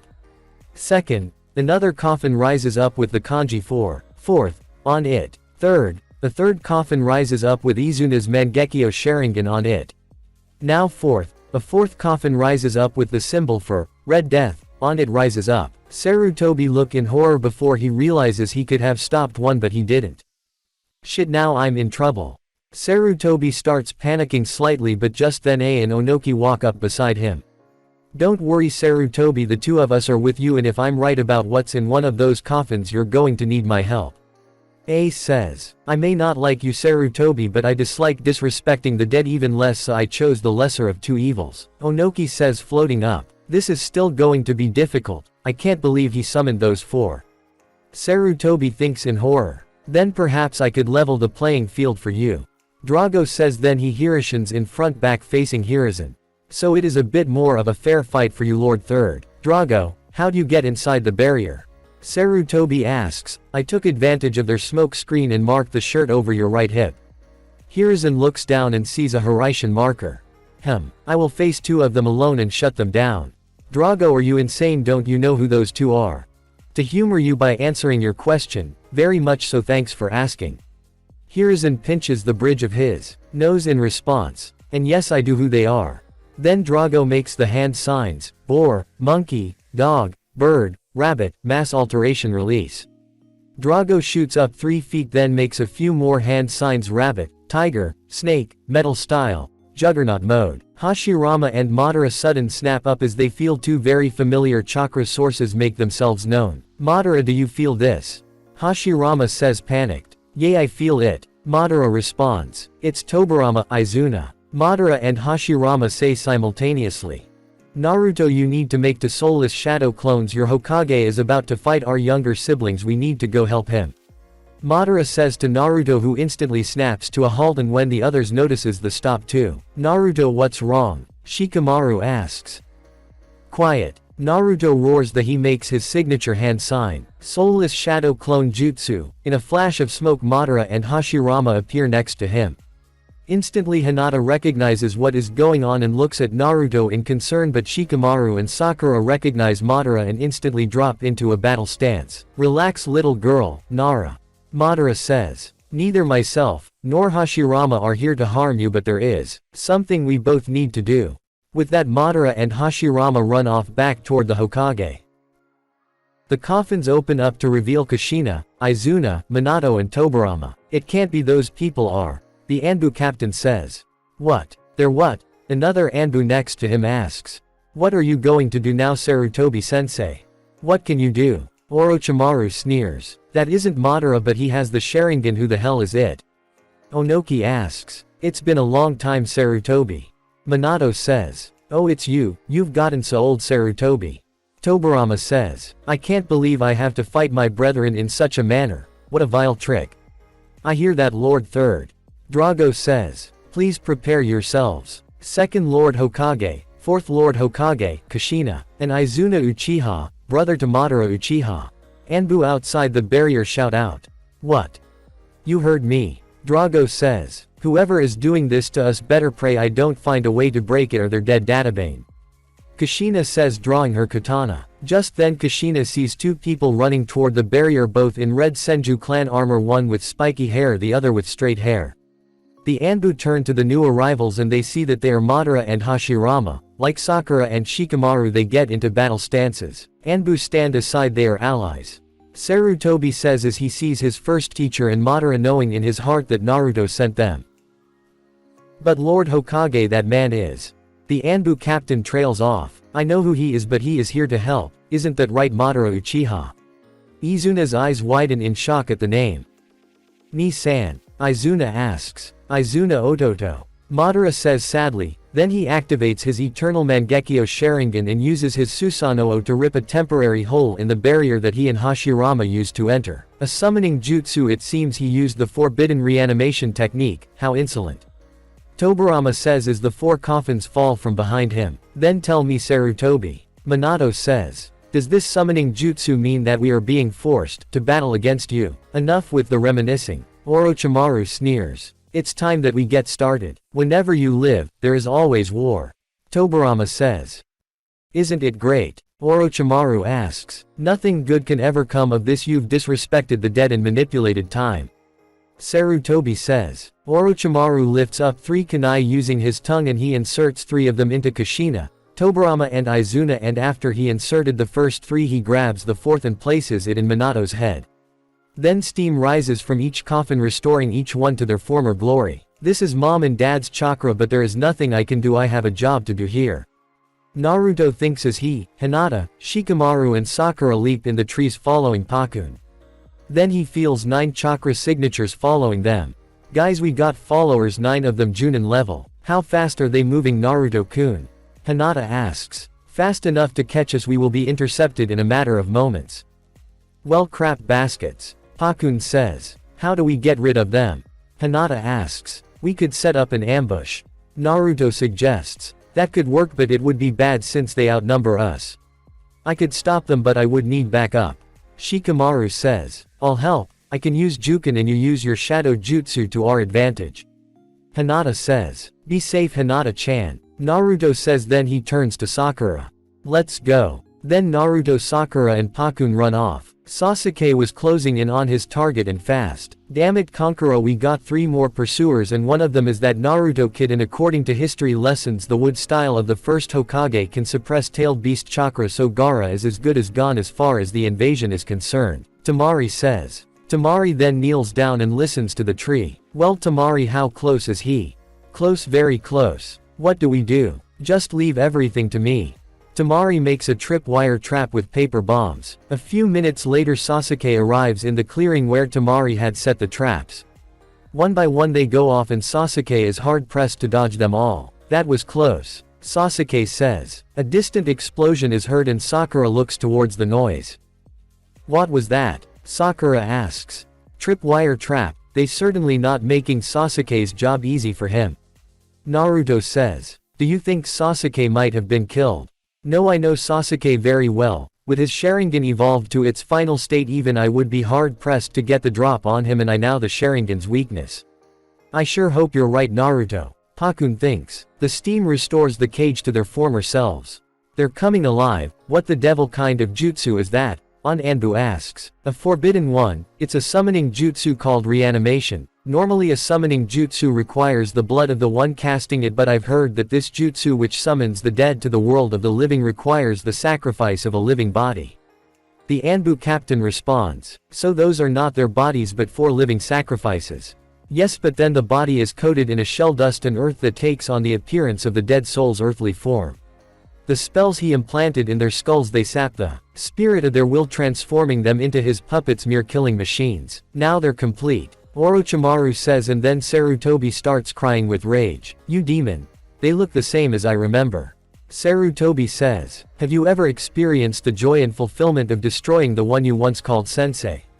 No, I guess not. Orochimaru makes a hand sign and then Minato charges Izuna charges Madara, Tobirama charges Hashirama and Kushina charges Onoki, channeling fire chakra into her blade. Drago looks at Sarutobi. Well, there goes my original plan. Drago looks at Onoki. Lord Raikage, I'm sure you know about Minato's abilities, but Lord Tsuchikage, you need to be careful against Kushina, she is a skilled fire style user. Then Drago turns to Sarutobi, then back to Orochimaru. I guess I can back you up against Orochimaru, because after all I have a bone to pick with him. Drago says to Sarutobi. That would be appreciated, Drago. Sarutobi responds and together he and Drago charge Orochimaru. I always figure me facing the yellow flash would happen during the Great War, but I guess better late than never. Onoki thought facing his long-hated foe. Minato, you got the better of me only because my brother was there, and now that B isn't here I now have a chance to achieve what could have been won by me. A thinks, looking at Minato and Kushina. A rushes Minato as Onoki flies overhead towards the advance reanimated couple, Onoki going through the hand signs for his signature jutsu, particle style, atomic dismantling jutsu. As he finishes the last syllable, a cylindrical blast shoots towards the couple. They split up in order to dodge it. Yes. As I battle Minato and Onoki battles Kushina Uzumaki, a lady who I'm not proud to admit my village, wanting to covet for her abilities. I can't help a sense of deja vu as my battle with Minato plays out.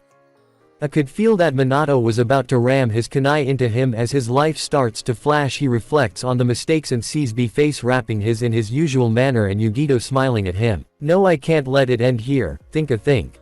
Runs his brain so much had one of the veins in his head bulge, that's it.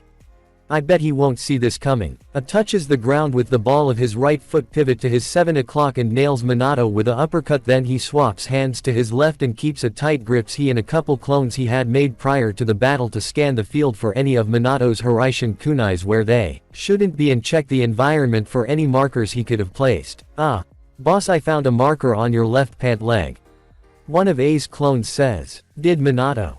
Drago had seen the end of the battle and hopped over to him. He didn't, but I did.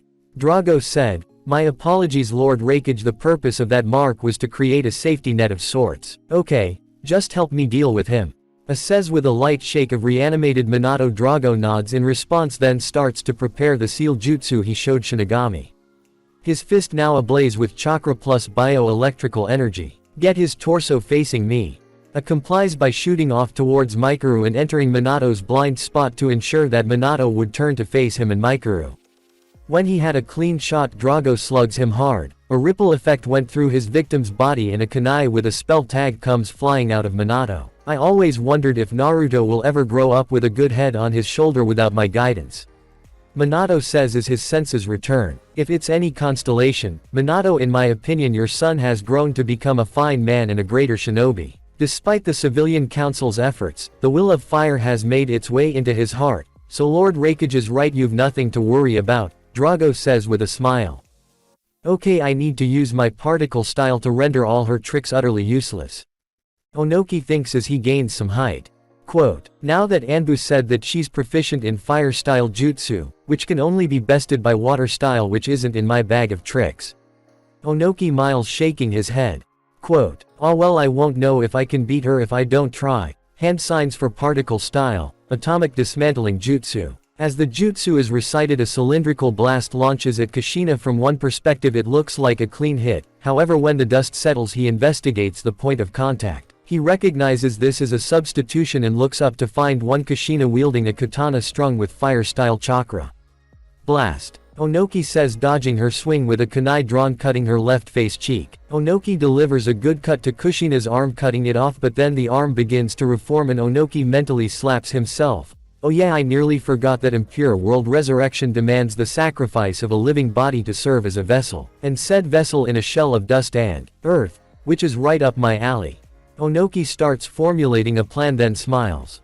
Just what the doctor ordered. Need a little assistance. Drago say as he appears beside him. Ah Anbu Drago, your timing couldn't be better, listen. Onoki whispers into Drago's ear, I need you to launch Kushina into my boulder jutsu added weight. I'll fly into position countdown from 6 and do what you have to. Drago nods in response. Okay, got it. Drago says as Onoki leaves the battlefield. Fire-style Phoenix Flower Jutsu.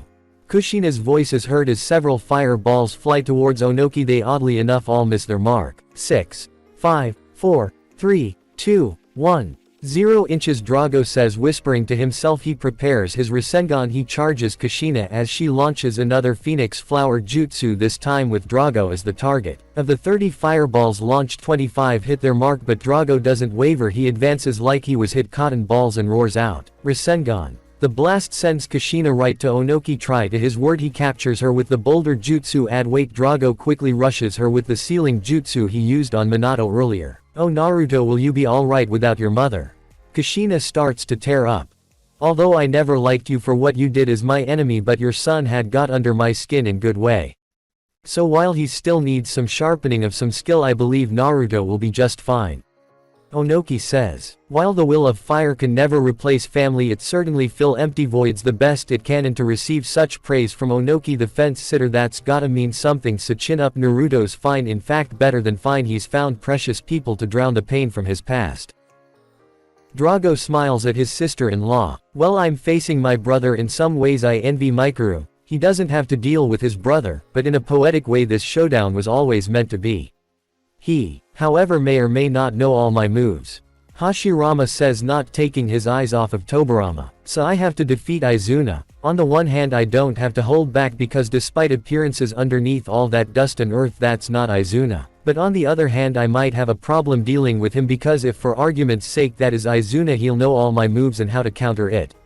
Madara says. Then Madara and Hashirama say together. But due to the gravity of the situation regarding Shukaku, I have to defeat my brother and hurry over to Naruto to aid him in subduing the One Tail. As the battle started they went at it with their Dragon Interceptor style taijutsu, both scoring their fair amount of hits on each other. Okay, apparently just taijutsu isn't going to cut it. With him he is as skilled with our family's taijutsu as I remember. Madara runs through the hand signs for the Great Fire Destruction while whirling round to conceal the hand signs from Izuna's Sharingan. Reanimated Izuna gets hit back while charging at Madara. Okay, that's bought me some time to figure out a plan of sorts. Now dad always reminded me that all jutsu have a weak spot. No matter how much one develops the jutsu there must have a weakness to exploit, otherwise a jutsu that can't be controlled would be useless and dubbed forbidden, just like the Izanagi I had to declare forbidden because the cost was way too high. Then Madara snaps his fingers. Hold the phone, I got an idea. Madara says with an evil-looking smile. He darted over to the reform Izuna, now nearing completion. Pinning him down he locked Sharingans with Izuna and it simply become a battle of wills. Madara's strong, in fact one of the strongest Uchihas in history, and despite that reanimated Izuna wasn't going down easy, as in it took about 2 whole minutes for Madara to gain ground, and as things were on even ground, he looks over to see Izuna. Why are you fighting for the village you threw away? Izuna asks. With all honesty I haven't a clue. When I left the village I was so certain that the path I was walking on was just and right. And it seems that no one shared my feelings, so I grew at the clan that stabbed me in the back. And later when CJ the Shinigami came and claimed me, I was shocked when I was given a probation for the crimes I evidently committed, and it wasn't until later while Naruto, my host, was strolling in the hospital I saw something that I'll never forget. A memory takes shape in a screen-like thing beside them both. It was of a civilian couple who were standing in front of an unconscious Lee. The man held the woman who was shaking with tears as one of the medics delivered the sad news of Lee's fate. It was after that moment everything Hashirama said to me and was trying to teach me all made sense. Madara says as tosses the memory elsewhere. Izuna was without words as tears of joy were streaming down his face. Reanimated Izuna was fading. Orochimaru, for your actions today my vengeance against you will be swift. Madara looks on with an angry face as the shell of dust and earth fell, about to reveal a male mid-late 40s early 50s with a sound headband. Hashirama surveyed the battlefield. I personally was never particular to this type of battlefield. Hashirama thinks, then he returns his gaze to Orochimaru and his reanimated drones, as he weaves the signs for the Ramben snake wood style deep forest emergence. After the jutsu has run its course, Hashirama sees his brother using a water-style jutsu to charge towards him. He moves to meet him. I know I've said this once, I'll say it 1,000 times. Hashirama, why couldn't you have stopped him from creating that jutsu? Madara thinks. Hashirama dodges the water shockwave jutsu Tobirama uses against him and closes in for a round of taijutsu. Out of the corner of his eye, Hashirama notices the end of the bout between A and reanimated Minato, particularly the part where reanimated Minato fading after Drago had punched him. That's it, I don't need to beat him, I just need to buy time, till I can restrain my brother to the right spot. As he does a mid-air roundhouse kick to send Tobirama back half a foot. And I know just the jutsu in my arsenal that can do the job, although I will need to add some precautionary measures. Hashirama weaves tiger, dog, snake, wood style, multi-wood clone. As the jutsu is recited, 7 additional wood clones take form after a brief huddle. The original +3 clones advanced 2 paces while the remaining 4 stayed behind. Since my brother is proficient in space-time teleportation jutsus, I have to prepare for any surprise he might have set for me. Hashirama +2 clones in flanking position, then he makes the signs tiger, horse, tiger, snake, wood style, giant forest technique. Tobirama completely dodges the one on the left, but the center and right flanks are closing in on him. From one perspective it looks like a clean hit, but boss behind us. One of Hashirama clones calls out. The once forward clones now rear guard. Tobirama had completely bypassed them all. Okay, I'm done screwing around, all hands surround and fire that jutsu, said a rather annoyed Hashirama as he and the clones move into position around Tobirama. 4 clones launch the same jutsu as before while the remaining Hashiramas waited to observe, and just as last time Tobirama dodged it via jumping up. 1 clone launches the same jutsu as before. Tobirama shunsons to safety, then processes repeat 2 more times, same result as the last time, but as the last Hashirama clone takes it crack at him, he dismisses 5 and ordered the free clone to contact Drago. Time for that new jutsu I made that Naruto's uncle inspired me to make. Hashirama weaves signs as Tobirama is merely seconds away from touching ground. Wood style wood ensnarement tomb. As the jutsu is recited, a mass of wood is successful in grabbing Tobirama, and as that happens the Hashirama clone casts the wood prison jutsu and Hashirama tosses him in, and as Drago arrives. Looks like you're all done here, Drago said beside him. Yeah, can you do that ceiling jutsu I saw you do? Sure, Drago says, pulling out 2 Hiraishin kunai. He hands one off to Hashirama. He throws it in between the bars, makes a jump, slugs him, makes a jump as the kunai exits Tobirama and the Hiraishin exits the cage. Okay lord, first the jutsu is taking effect. Break the prison down and go aid Naruto, I will be along shortly. As Hashirama disassembled his prison he managed to hear his reanimated brother's final words. The reanimation jutsu, it seemed like a good idea at the time I made it, he said as he faded with a small smile on his face. Just then Drago notices the trouble that Orochimaru is giving Sarutobi and he turns to Ain. Onoki, we have to help Lord Sarutobi, Drago yells as he, Ain, Onoki rush forward, but before he can get too far Hashirama and Madara appear right in front of them. Why are you stopping us? Onoki asks. Because this is Saru's fight, he needs to get this closure, Hashirama says. His mistakes have led to this event and Sarutobi feels it is his responsibility to put Orochimaru in his grave. Madara continues. This is his fight, Madara and Hashirama say together. Don't interfere. So sensei, shall we begin? Orochimaru asks. Yes my foolish disciple, let us begin, Sarutobi says, then charges Orochimaru, throwing punches and kicks at Orochimaru, who dodges and throws a kick but misjudges Sarutobi's last attack as it was meant for Orochimaru to dodge and throw a kick, which he did, and Sarutobi grabbed his leg and started spinning him around with and tosses him away with a dragon tail toss. Then Sarutobi starts weaving hand signs and ends in tiger, fire style dragon flame bombs.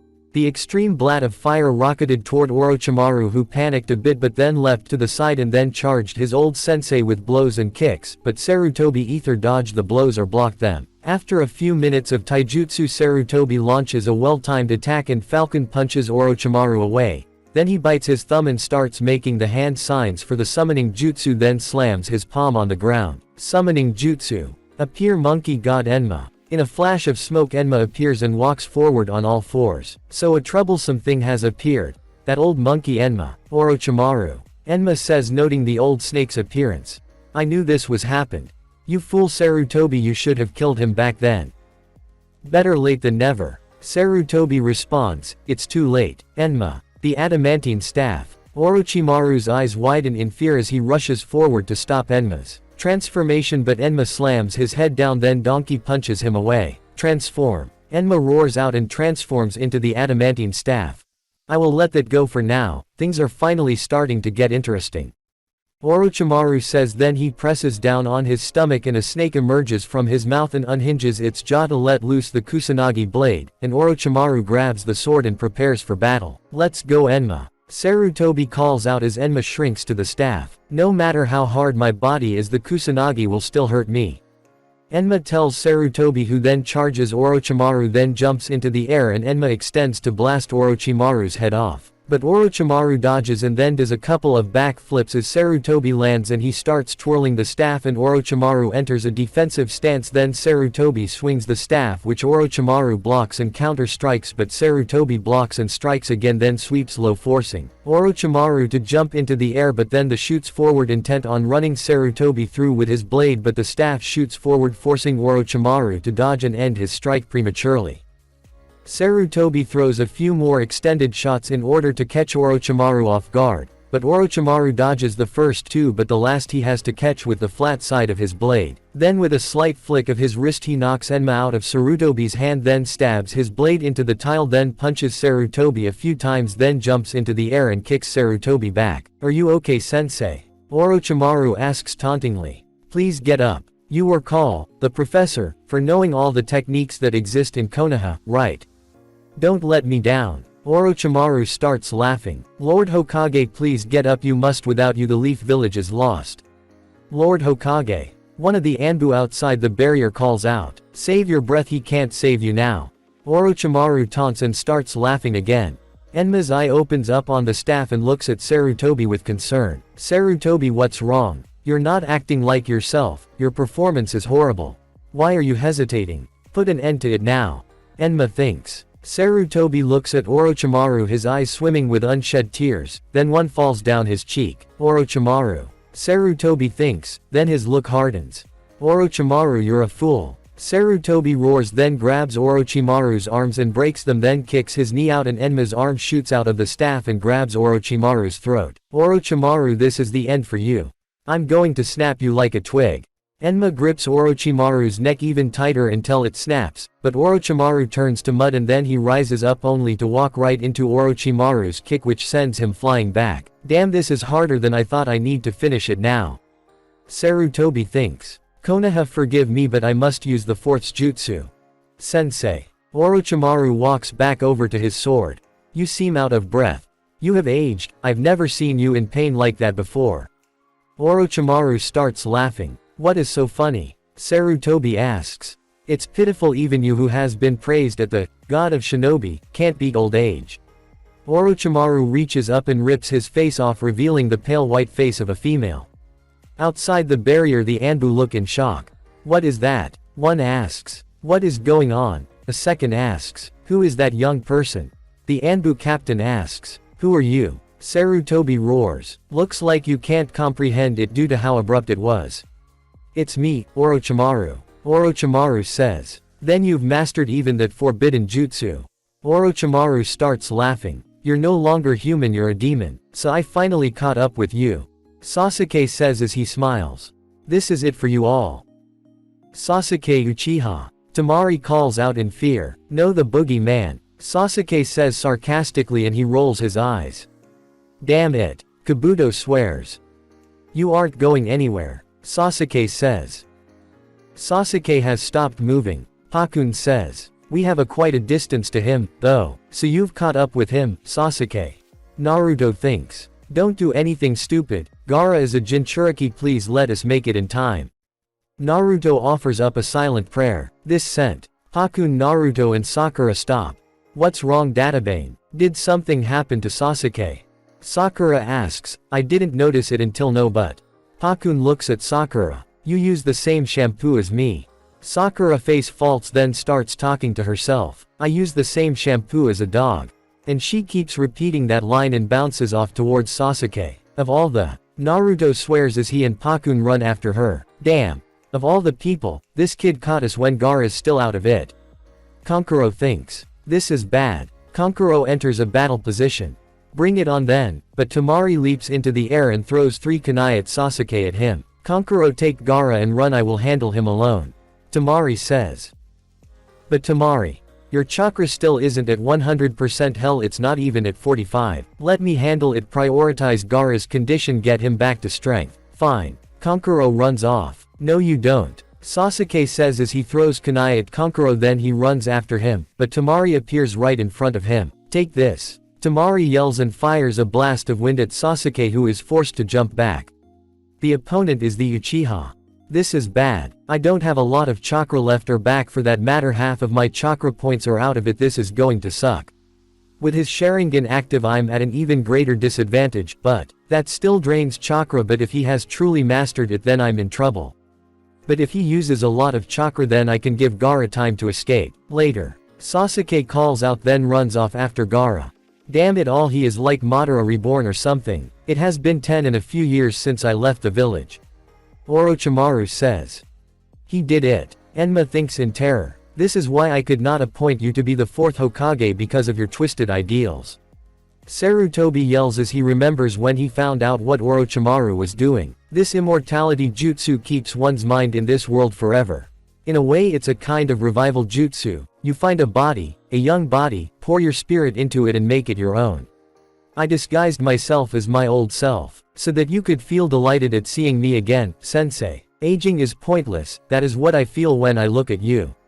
You will die here, old man, while I move on to a younger, stronger, and more beautiful body.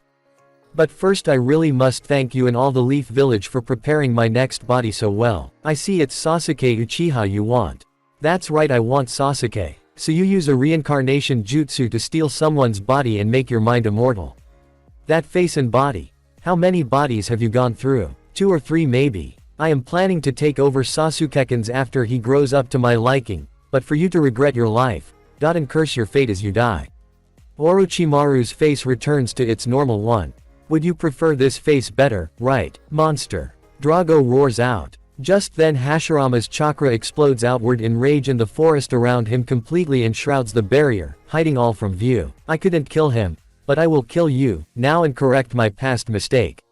Let's go Enma, it's time to end this. It's too late. Orochimaru says. Wait, are you going to? Enma says in shock. Sarutobi starts making the hand signs: snake right pointing arrow, boar right pointing arrow, ram right pointing arrow, rabbit right pointing arrow, dog right pointing arrow, rat right pointing arrow, bird right pointing arrow, horse right pointing arrow, snake right pointing arrow. Then he claps his hands together. That seal. Sequence. Sarutobi is trying to use the technique. CJ appears in his Shinigami form, Sarutobi's soul clutched to his chest. This must be the thing the 4th was talking about. Only those who have made the contract with this technique can see this. The death god. Drago sees his master appear behind Sarutobi and he drops to his knees. Sarutobi, you fool, you've just done something you're going to seriously regret. Drago thinks.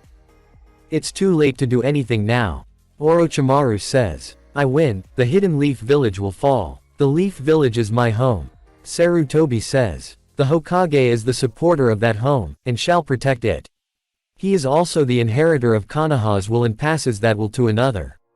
So you cannot defeat me so easily. What you said is a joke. You are merely the temporary head of an organization called the Leaf Village. Even the carved stones will eventually weather away and decay. The village hidden in the leaves is not just an organization to me. Many ninja are born in the village every year, and they grow, live, fight and dive as they protect the village. Even if the people are not blood related to me, they are precious to me, they are my family. Then I will break you, its support, and destroy the house you call the Leaf Village. Even if you kill me, the support will not be broken. I am the man who inherited the will of the 1st and 2nd, the Leaf Village's will, the 3rd Hokage. No matter how much you go after this village, a new Hokage who has inherited my will shall be the support of this village, and protect Konoha. Orochimaru, prepare yourself, for I am about to show you a technique that even you don't know. Sarutobi makes the tiger hand sign. Behold, sealing jutsu, Reaper Death Seal. That being said, I need a way to stall for time in order for the jutsu to be ready for me to seal Orochimaru away. However, this battle has taken a lot out of me. I can only hope I have the strength needed to seal him away. A technique I don't know, CJ starts chanting in some ancient tongue that no one understands. Show me. Orochimaru says. CJ tosses the beads into the air as his chant grows stronger and the beads wrap around his arm, then an ancient wording spreads from his palm, then spreads down his arm, then he slowly plunges his arm into Sarutobi's soul and Sarutobi coughs up blood. It made it in time. Now all that is left is to catch hold of him. Sarutobi runs off toward with Enma in his hand and Orochimaru and Sarutobi clash again, but this time, Sarutobi knocks the Kusanagi blade out of Orochimaru's hand. Then Enma shoots forward, hand extended. I've got you. Enma roars. Striking shadow snakes, the snakes wrap around Enma holding him in place, but Sarutobi appears right in front of Orochimaru and grabs his shoulders. It's over. CJ's hand reaches though Sarutobi's soul and rips part of Sarutobi's shirt and then inserts his hidden grasp into Orochimaru. What is this feeling? This is bad. Orochimaru lifts right hand and the Kusanagi blade lifts into the air, then shoots toward Sarutobi and CJ's hand starts retracting, pulling Orochimaru's soul out. Die. Orochimaru and Sarutobi call out as their techniques start taking effect. Enma, who has seen the hidden danger, reverts to his monkey form and tries to grab the blade and succeeds, but unfortunately it still makes contact with Sarutobi's left lung and he coughs out more blood. Old man, why didn't you dodge it? CJ's hand resumes motion, drawing the soul out. The Reaper Death Seal. In exchange for this sealing technique's effect, you must hand your own soul over to the Death God. It's a technique that costs the user his life. Orochimaru struggles to make a hand sign, but nothing happens. I can't use my jutsu. There was no need to dodge the blade, my fate is sealed. When the seal is complete, my soul will be consumed. It's the technique of the hero who saved this village. You will die with me using the technique. So this is the jutsu that sealed the 9 tails. I will now tear your soul out of your body, then seal it. My body isn't moving. CJ's hand keeps retracting. You should see it by now, since your soul is already halfway out. Those who have their souls sealed with this technique can never go to heaven and instead suffer inside the Death God's stomach. The souls of the sealer and the sealed are intertwined in hate, and are forever locked in combat. CJ pulls out his scythe and licks his lips behind his mask. Nom nom. CJ thinks as he prepares to eat his next offering. Then Orochimaru sees CJ floating behind Sarutobi. That thing is the Death God. Don't screw with me, you old geezer. Like I will let you have your way. Then he flexes his index and middle finger on his right hand and the Kusanagi inches forward and CJ's hand inches forward, returning Orochimaru's soul slightly to its husk. Hurry up and die. Orochimaru smiles darkly. The academy class was walking towards the emergency bunkers as the room starts shaking and Moegi and Udon grab onto Konohamaru. Konohamaru-chan. Moegi says, gripping tighter. Konohamaru-kun, will this place fall apart? Udon asks, don't worry. This is the inner structure in the carved stone. It's old, but tough. Grandpa told me that before, so we'll be fine. Kankuro kept leaping though trees, then he felt a chakra source nearby. Someone's coming. But who? Kankuro says to himself. Then from his 4 o'clock shuriken fly in and he has to dodge. Damn it, it's the Uchiha. Does this mean Temari's been? Sasuke appears right in front of Kankuro.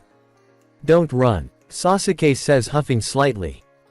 Bring it on then. Kankuro says, winded. I'll fight you this time, then. Wait. The third distinctly female voice calls out and Temari lands next to Kankuro. What? Temari? I thought he beat you.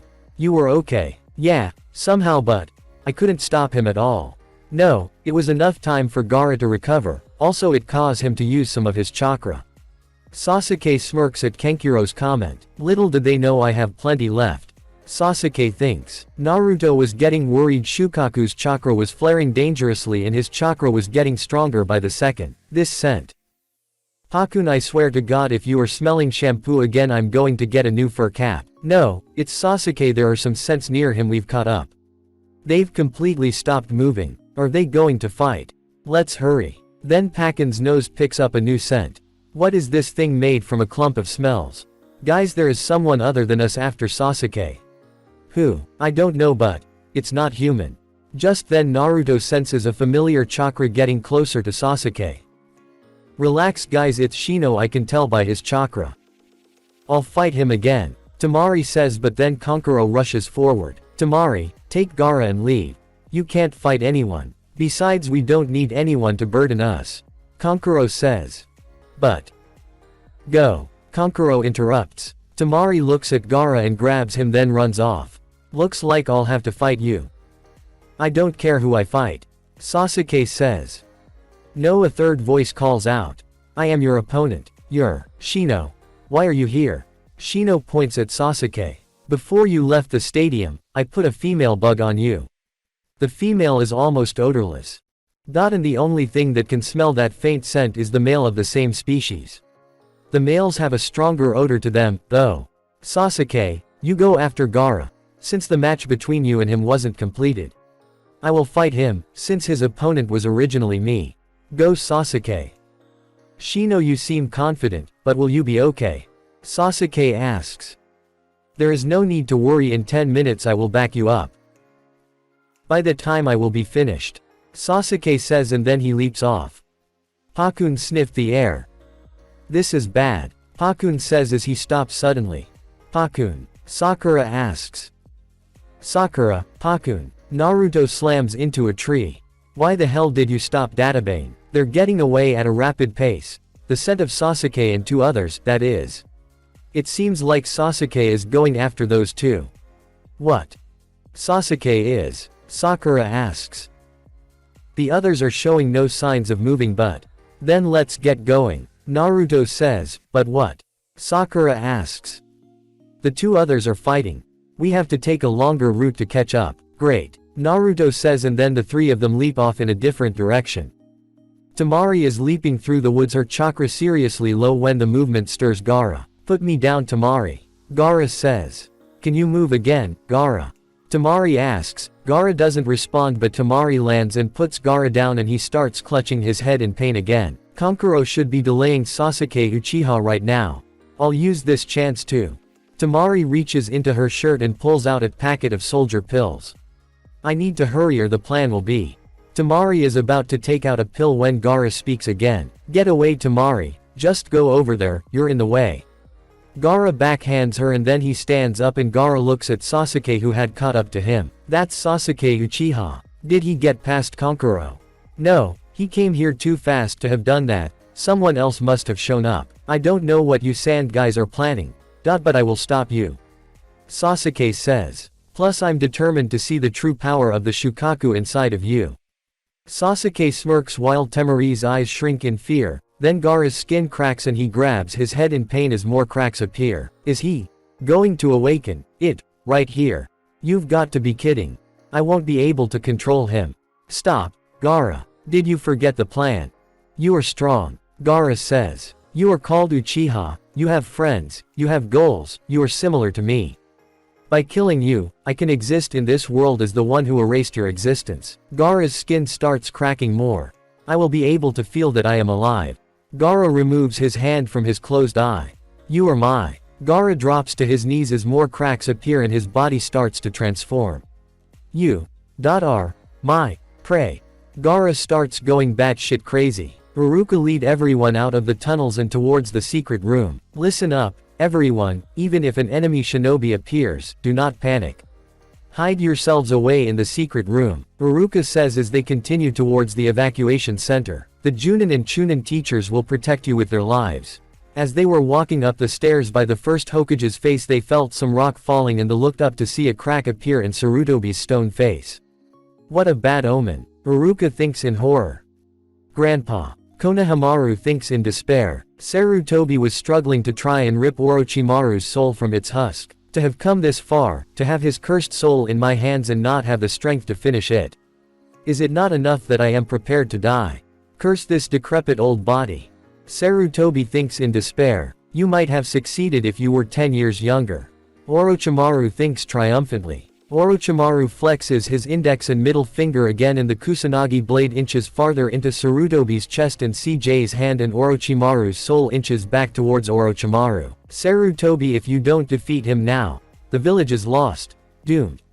Do you understand? Enma calls out. I do understand. Sarutobi responds and he grunts as he using what power he has left to start to yank Orochimaru's soul back from him. You decrepit old man. Orochimaru curses. Gaara's half-transformed body causes Sasuke to feel like vomiting. Now let me feel alive. Gaara says in a mixed voice, then he launches himself towards Sasuke, who leaps into the air to dodge the attack. This looks like it won't end by the time you come to back me up, Shino. He's a monster. Sasuke thinks as he is forced to dodge another attack. Are you scared of me, Sasuke? Are you scared of my existence? Gaara calls out, come out, Sasuke Uchiha. You are my prey. Sasuke leaps out from behind the tree where he was hiding. But Gaara swung his arm and took out a chunk of Sasuke, but he substituted, then had one of his clones throw some kunai, but Gaara's sand grabbed them. Here, you can have them back. Gaara shoots them back only for them to pass through Sasuke's clone. Only a clone. Damn, Shukaku is more powerful than I thought. This is bad, I hate to say this, but if Naruto doesn't show up soon and help me deal with this, I'm fucked. I can inflict some damage and maybe just inflict a kill shot, but the closer he gets to a full transformation, the less likely that can become a reality. I have to finish him soon or I'm dead. Sasuke thinks, then he starts weaving hand signs for fire style, then he jumps out of the tree he was hiding in and then shouts out, fire style, grand fireball. Sasuke shoots a gigantic fireball at Gaara, and when it explodes, Gaara brushes it off like it was nothing. So only lightning style works. Fine, I've been waiting for an excuse to use Chidori sharp spear. Sasuke makes the necessary hand signs for Chidori, then when Gaara look on with glee, the spear extends and slices right through Gaara's transformed arm, splitting it in half. Got him. But then Gaara's laughter is heard and he gets right back up and the arm reforms itself. I see now. Gaara laughs psychotically. That can't be. He countered Gaara's attack when Gaara is in that form, Tamari says, shocked. Why is this so exciting? I finally understand. Gaara grips his injured arm. This pain, by defeating a guy who could hurt me and taking away everything he possesses, it will give me such a stronger sensation of life. Gaara's never been wounded before. Yet he hurt him twice. Is he a monster? No, the real monster is. So far only Gaara's right arm has been transformed. More. Gaara shouts with insane glee. Then more sand leaks out and a tail forms, furthering the transformation. Then Gaara grips the branch he is on with his arm and tail, then slingshots towards Sasuke. Shit. Sasuke curses and he jumps in the air and uses chakra to cling to the tree branch above him. Quote, let's try great fire annihilation, though Naruto told me not to go using that willy-nilly, but lightning chakra cost more to activate than fire. Sasuke makes the hand sign needed. Fire style, great fire annihilation, the blast of fire.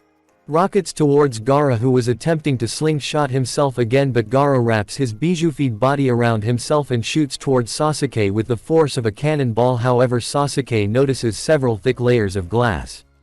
Quote, so not even Madara's jutsu will work, but it show much more power. Then Gaara slams into him, sending Sasuke back into a tree. Okay, ow. What's wrong? Is that all your existence has to offer? Okay, that's it, Gaara, you're dead. Sasuke flares up another Chidori and rushes Gaara, who leaps into the air, arm prone to attack. Then the attacks collide and they land on the tree branch the other was on. Then Gaara's right Shukaku arm was sliced off, but then Gaara's left arm transforms. Damn, I'm out of chakra. Sasuke collapse. Come on, King, I can help you. All you got to do is let me. Dark Sasuke rears his head for the first time in over a month. Never. Sasuke roars back. You're evil and you make me kill without reason. I won't let you possess my soul ever again. Just then Gaara leaps forward to finish Sasuke, and as his life flashes before his eyes, he hears two magic words that saved his ass. Almighty push. And Gaara was ricocheted backwards and Naruto landed in front of Sasuke. Sasuke, you are, by far, the most insane person I have ever met. You tried to take on a transformed Jinchuriki without backup. Uzumaki. Gaara cries out insanely. You will prove my existence. Gaara. Naruto looks on with sympathetic eyes. Don't let Shukaku control your mind, you can fight it. Mother wants your blood, Uzumaki, and without another word charges Naruto. Fine, I guess I'm going to have to beat some sense into you. Naruto kicks Gaara, then jumps into the air and charges Gaara, but Gaara gets back up and shoots right past Naruto towards Sasuke. Sakura jumps in front of Sasuke and Gaara's transformed arm pins her to the tree. Sakura. Naruto activates his eternal Mangekyo Sharingan and prepares to use Amaterasu. CJ's arm still had Orochimaru's soul clutch in his humanoid claw. Then Orochimaru saw the vestige of CJ behind Orochimaru and cried out in pain and fear. Kakashi and Guy were fighting off sand ninja left and right and knocking them out or killing them. Two more sand ninja appear above Kakashi and Guy jumps in the air. Leaf hurricane, then he kicks both ninja and lands behind Kakashi. Kakashi, how many did you beat? 22. Kakashi responds, looks like I win again, that was my 23rd. Good for you. Guy glares at Kakashi again, silently cursing his hip young attitude. Naruto was looking at Gaara analyzing his chakra with his Rinnegan. Rinnegan or wood style. Naruto thought to himself. If the Shukaku emerges, I might just have to summon Kurama ni. Fighting by your side will be fun, kid, just say the word and I'm ready to go. Kurama responds. Gaara has his sand start to crush Sakura and she cries out in pain. Let her go. Gaara. Naruto growls. Then fight me. Gaara responds. Very well, then let's dance, Gaara. Naruto charges Gunbai and scythe drawn as he starts to do battle with the transformed Gaara. After a few minutes, Naruto leaps back, forming hand signs. Water style. Water severing wave. Naruto exhales a highly pressurized spout of water and it blasts off Gaara's right transformed arm, which reformed. Thank you, Tobirama sensei. Interesting, I'm impressed you managed to slice off my arm. Gaara says. That's not all I have to offer, Gaara of the desert. Drown in despair as I crush your powers before your eyes. Gaara says as he transformed further into the Shukaku. The sand holding the girl won't be released unless you defeat me. Very well. Naruto's look hardens. You sure are persistent. Sarutobi sensei. Orochimaru flexes his hands again, trying to force the blade further into Sarutobi's heart. However, the blade doesn't move, and no matter how many times Orochimaru gestures, nothing happens. You still don't understand, Orochimaru. The Leaf Village is my home, and I am its foundation. Sarutobi says. That's why I said I would smash that foundation. As long as the villagers are fighting to protect their important comrades, you won't destroy this village. I don't know about that. Don't underestimate the Hokage. Then CJ's arm starts ripping Orochimaru's soul from his husk again. Impossible, how are you? You shouldn't have any chakra left. Chakra and ninjutsu aren't the only things that determine a shinobi's strength. As Naruto and Gaara clash, he sees the sadness in Gaara's eyes. What despair held in his eyes. I was just like him then, back before I met Kurama, Madara, and Hashirama, Hinata-chan, and my new family. But he's grown up in the darkness and he is still there. I need to offer that rope that will pull him from his darkness, but for now I need to suppress the Shukaku. Naruto thinks. Just then the sand around Sakura tightens, crushing her even faster. Wind style. Sandstorm devastation. Gaara calls out and a blast of sandy wind rockets towards Naruto, but Naruto makes the horse hand sign. Fire style.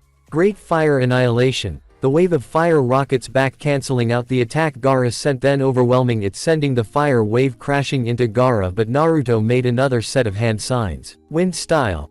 Great breakthrough. The wind blast catches up with the fire wave, increasing its heat threefold. Combination wind and fire style. Great firestorm. The sand struggles to defend Gaara from the intense flames, then it wraps around the fire, cutting off its source of oxygen and snuffing it out. Impressive. Gaara voice says. That was quite the jutsu, that hurt a lot, but now try this.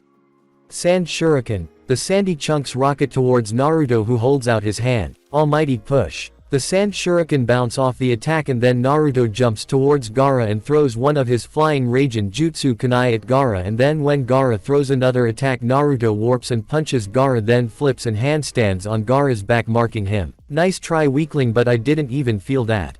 Wasn't meant to hurt you, but it was meant. Well, it's a surprise. Naruto eye smiles. Don't mock me. Gaara roars out. Hey Gaara, I've got some advice for you. What would that be? Gaara sneers. Don't blink. Naruto said, then vanished in a red and black flash and shoved a Rasengan into Gaara's back and sends him rocketing towards the forest floor, but then Naruto uses his flash bullet combo to beat the crap out of Gaara's transformed state. Naruto makes the hand signs for wood clones. Multi-wood clone jutsu. Sudden the trees around them sprout out 2000 wood clones. Sorry to keep you waiting, this next move comes from my Naruto Senju Uchiha Ninja Handbook. What is with this number of clones? Gaara shouts with half his face melted. What is this? Temari asks, shocked. This is amazing. Hakun says. Sasuke, you rest and leave the rest to me, buddy. Naruto says to Sasuke. Naruto Ninja Handbook. 2000 Flash Bullet Barrage. Suddenly the whole clearing lit up as the clones pounded Gaara into oblivion. Everyone nearly experienced a seizure from all the flashing as Naruto attacked. After the attack, Gaara looked worse for wears, almost melting out of his skin. This guy, where the hell did all this power come from? Gaara thinks, then glares. Impossible, he is winning against Gaara in this state. Temari says, shocked. There is no way I'm going to lose to a guy like him. Gaara shouts, then Shukaku's chakra flares unexpectedly and the form around Gaara rises up and destroys all the wood clones, and then the true Shukaku rises up. Naruto looks, eyes shrinking in fear. Is that the Shukaku? Sasuke thinks as the Tenku form appears. I never thought you would bring this out of me, the Gaara-controlled Shukaku said as his voice echoed across the forest. Then Shukaku raises his hand and sand starts to swarm around Naruto and his eyes widen in shock. Then he starts to make hand signs, then bites his thumb and slams his hand on the ground and roars out, summoning jutsu, and then the huge plume of smoke emerges and the chief toad, Gamabunta, appears. What the? Gamabunta says as he looks around. Hi Gamabunta-sama, Naruto says. Naruto. I thought I wouldn't be hearing from you so soon. Sorry Gamabunta-sama, but I need your help fighting the Shukaku. The one-tail A. Gamabunta says. Yay. Sorry for dragging you into this. It's alright Naruto, let's show him what we can do. I'm going to jump, kid, hang on. Alright Gamabunta-sama, let's go. Gamabunta draws his sword, then charges Shukaku, then jumps into the air and cuts off the Shukaku's right arm. This guy's no joke, I was barely able to make that cut. I better end this quick or the landscape is going to start changing around here. Hey Gamabunta-sama, lure the Shukaku over here, I don't want to hurt Sakura or Sasuke ni-san. Got it, kid. Interesting Naruto Uzumaki. Gaara shouts out. This is bad, Gaara's going to use it. I got to get out of here. Temari thinks, then she runs off. Just then a figure starts to emerge from the head of Shukaku, and to Naruto and Gamabunta's shock, the spiritualist medium. Gamabunta notes, bad, very bad. Naruto says, to thank you for entertaining me, I will show you the true power of the manifestation of the sand. Gaara says, those rings underneath his eyes. That medium must have been possessed by the Shukaku. There are symptoms of insomnia showing. Yay, I know, those who are possessed by the monster raccoon Shukaku are no longer able to sleep soundly at night. The fear is too great. If one does sleep, the Shukaku will eat away at your personality until the person you once were ceases to exist. Since he normally doesn't get much sleep, the medium becomes unstable. But if the medium is awake, then the true power of the Shukaku will be kept in check. The only danger is if the medium finally falls asleep. Just then Gaara makes a hand sign and calls out, play possum jutsu. Then Gaara slumps and falls asleep. He's done it. Naruto says in deep fear. Now things get difficult. Just then Shukaku's eye spins, then turns from a tan to a yellow. I'm finally free, here I come, baby. Shukaku shouts. That is one funky demon. I found someone I want to kill. Shukaku says. Kid, I'm jumping. Got it. Wind style. Air bullets. Shukaku blast a shot of compressed air, but Gamabunta jumps into the air and forms a hand sign. Water style. Liquid bullets. The water bullet and air bullet collide and a torrential downpour soaks everyone thoroughly. Chief, not that way, Sakura and Sasuke are that way. I know, kid, just give me a minute. Gamabunta jumps into the air and Shukaku fire off 3 bullets, and Gamabunta fires off 2 water bullets and it blocks the first 2 air bullets. Too bad. Shukaku smiles as the 3rd round comes rocketing towards them. Yay for you. Naruto activates his eternal Mangekyo Sharingan and coats Gamabunta in the Susanoo, and the air bullet connects, but the Susanoo protects Gamabunta. When Gamabunta lands back on the ground, thanks, kid. Gamabunta says. That was a lot of chakra, had I taken that head on that would have hurt. I know, we got wake up Gaara, but how? Fire off a few rounds at him. Shukaku fires off an air bullet which Gamabunta dodges and fires off a liquid bullet which Shukaku dodges, then Gamabunta lands right in front of Shukaku. Now, Naruto prepares to swing his gunbai, but Shukaku leans back and Gamabunta is forced to leap away. Gamabunta-sama, I'm going to need you to hold on to him or I'm not going to be able to whack him. A frog like me has no claws or fangs to hold onto him with. Then let's use a combined transformation to get what we need. Let's go. Gamabunta runs forward and Naruto forms the hand sign. Transform. Then Gamabunta and Naruto get covered in smoke and then Kurama's claws emerge from the smoke. Nice choice Naruto. Sasuke thinks. Alright let's go kid. The transformed Gamabunta and Naruto rush Shukaku and keep dodging wind attacks using the form's superior speed to attack then grab a hold of Shukaku. Now kid. Right. Naruto leaps up and rockets toward Gaara. Wake the hell up Dattebane. Naruto's fist collides with Gaara's face. That's just great. Give me a break I just got here. Shukaku yells and then he returns to the seal. Gaara opens his eyes to see Naruto sliding down Shukaku's nose. He dispelled my technique. Naruto runs back up the nose and starts weaving hand signs. Then he sinks slightly as Gaara attempts to bury him in sand. Sand coffin. Nice try. Gamabunta's tongue wraps around Naruto defending him from the sand. That won't help you for long. Gaara says as the sand underneath Naruto starts to enclose around him. Gamabunta retracts his tongue as the form of Shukaku pushes him backwards. Just how much power does this guy have left in him? This is bad Naruto and I have used up most of our chakra. I will kill you here my existence will not end here. Kakashi and Guy were fighting off both sand and sound ninja. Kakashi and Guy stand back to back Kakashi's Sharingan activated. Not only is there the sound. But I didn't expect this many Sand Junin to be here. Guy says. This is war after all. Kakashi responds. It's unheard of for two shinobi to be lasting this long in combat. The Anbu captain says. What the hell is going on in there? Sarutobi and Orochimaru were still locked in combat trying to struggle over Orochimaru's soul. He still has my arms can't use my jutsu. Orochimaru thinks. Let it go old man. I won't let this village be swallowed up by your ambitions. There isn't any stopping my ambitions you are going to die here. Or are you saying that you have the power to stop me? Do you really understand the situation right now? This village is being attacked by my men and the ninjas from the hidden sand village. You people will die here down to every last man, woman and child. The destruction of Konoha will succeed. Orochimaru starts laughing. Two random Sand Junin were waiting for two of their comrades to come out of the burning building. Just then both of them come running out. Sir, there was no one inside. That is odd. Yes. We have advanced to the center of Konoha, so why are we meeting such little resistance? That's because. Also, why do we not see any women or children? Yugao was reading the names on the memorial stand where the name of her lover was written. I swear I will avenge you. Yugao says. Just then an eagle flew overhead crying out. That's the signal ma'am. And Anbu near her says, right, do you still not understand, Orochimaru? Do not underestimate this shinobi of this village. Konohamaru was looking shocked at Ayame Ichiraku who he had run into. Are you okay? Ayame asked. Is this the last of them? Iruka asked. Yea, this here is the last of them. Enko responds. What's going on? Konohamaru asked. If the Hidden Leaf village is ever under attack by the enemy there are specific instructions that we need to follow. Iruka responds. The first step is wipe out the enemy's forces.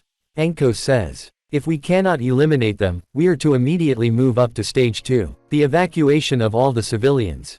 We are to evacuate the women and children to designated places around the village. Once that is complete, we move to the third step. Third step. Konohamaru asks confused. Use all the forces in the village to eliminate the enemy. Really? Yes. This is where we counterattack. A group of Sound and Sand Junin are running through the village when suddenly a swarm of shuriken rip through some of their ranks, however most block the attack. You're not getting a step further.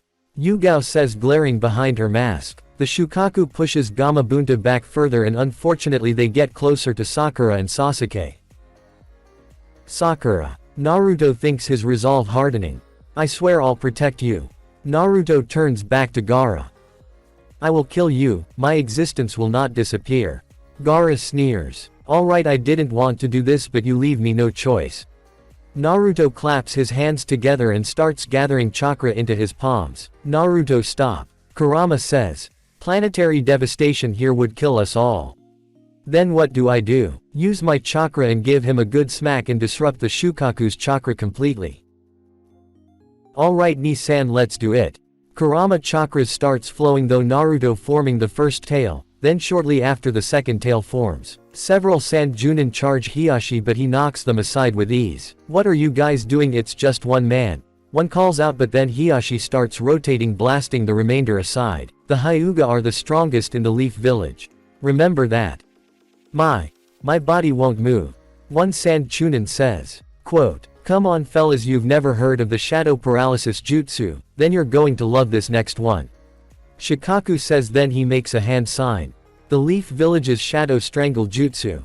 The shadow reaches up and grips the necks of the shinobi bound there. Expansion Jutsu.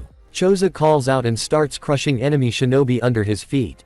Mind Destruction Jutsu. Inoichi calls out and the shinobi in his path Reals back then turns on his friend and they both kill each other. Choza was just walking along towards more fighting when Inoichi appears next to him. Brings back memories, eh? Yay. The Ino Shika Cho trio is back. Shukaku says. Kuromaru, let's go. Sum calls out. Right. Her partner calls out. The shinobi of Konoha will fight to protect this village. Sarutobi says with declaration. You will not obtain true strength in this world even if you master all the ninjutsu in the world. I told you before that when you protect something important to you, a shinobi's true power emerges. Naruto looks up at Gaara, his tail swinging behind him. Get ready, you crazy monster. Naruto calls out. Die. Gaara roars, then Naruto leaps towards him but the sand catches his arms while he was very well within spitting distance of Gaara. I've had enough of you. Naruto roars and headbutts Gaara and as blood forms on their foreheads the form of Shukaku dissolves into sand. A plan old head, but well, he's not the most elegant fighter but he managed to surprise me in the end. Unfortunately I can't see how this plays out but I've reached my limit. Gamabunta thinks. Gamakichi, we're leaving. Okay pops. Gamakichi responds and they both vanish, blasting Naruto and Gaara back onto two trees not too far from Gamabunta's blade. Damn, most of Kurama's chakra is gone as my own. Never thought this battle would take so much out of me. Naruto thinks, panting. I'm out of chakra, but so are you. So let's finish this battle between the two of us. Naruto pants. Sarutobi coughs up more blood as he feels his life force draining out of him. It seems I don't have the strength to drag out all of your soul. However, your ambitions ends here. Sarutobi roars out. It's not over yet. Orochimaru yells. My ambitions will not end yet. I will hand down your punishment for drowning yourself in ninjutsu. I will take away all the techniques you have. What did you say? Then with a last-ditch effort drags Orochimaru's soul arms out further and then CJ cuts down with his scythe, slicing away the soul behind Orochimaru's arms. The seal is set. Sarutobi shouts and then the seal symbol appears on his stomach as Orochimaru's arms turn purple and decrepit. My arms. Orochimaru watches as his arms die before his eyes.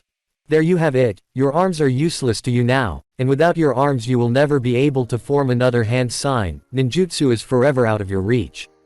The destruction of Konoha has failed. You old geezer. Give me back my arms. You're a fool, Orochimaru. My only regret is that we can't die together. Sarutobi's voice grows older as his soul is devoured. You near-dead geezer. How dare you take my ninjutsu from me? Orochimaru shouts as Sarutobi drops dead as one of the last thing he sees is the kid Orochimaru used to be. Naruto and Gaara stare at one another and prepare to jump, determined to take the other out. Then, Gamabunta's sword vanishes and they both jump at one another ready to throw a punch in one another, but Naruto's connects first and they both collapse exhausted on the forest floor. Gaara looks over at Naruto and sees him looking back. Orochimaru looks at his dead old sensei. My arms feel like they're burning. Lord Orochimaru. Sakin says. Release the barrier, the mission has failed, we're going back. Orochimaru says. Yes sir, the four sound ninja say and then they release the barrier. Tamari is leaping off when she sees Kankuro collapsed and out of chakra. Tamari. Kankuro says weakly. Kankuro. Tamari says worried. Naruto struggles to his feet and limps over to Gaara. How is he so strong? My existence won't vanish here. I know that pain you're feeling, Gaara. Naruto says weakly. WH. What? I don't know why you feel that way but I know that it sucks, but now because I have people precious to me I can fight long after others would have given up. Why fight for strangers? Because they saved me from the hell you're stuck in. Just then Sasuke lands in front of Naruto. Naruto stop. Sakura's safe and besides Gaara's just as dry as you are chakra-wise. Sasuke says. That's good to hear. Naruto says then he drops to the ground unconscious. Just then Temari and Kankuro land in front of Gaara ready to fight to protect him. Quote, don't fight them. Gaara says weakly. Let's just go. Gaara. Kankuro looks back at his little brother seeing he was completely drained. I've never seen Gaara so weak in my entire life. Alright. Kankuro picks up Gaara and the three sand siblings leap off. Naruto Uzumaki. Gaara thinks. One day I will be able to. Temari, Kankuro I'm sorry.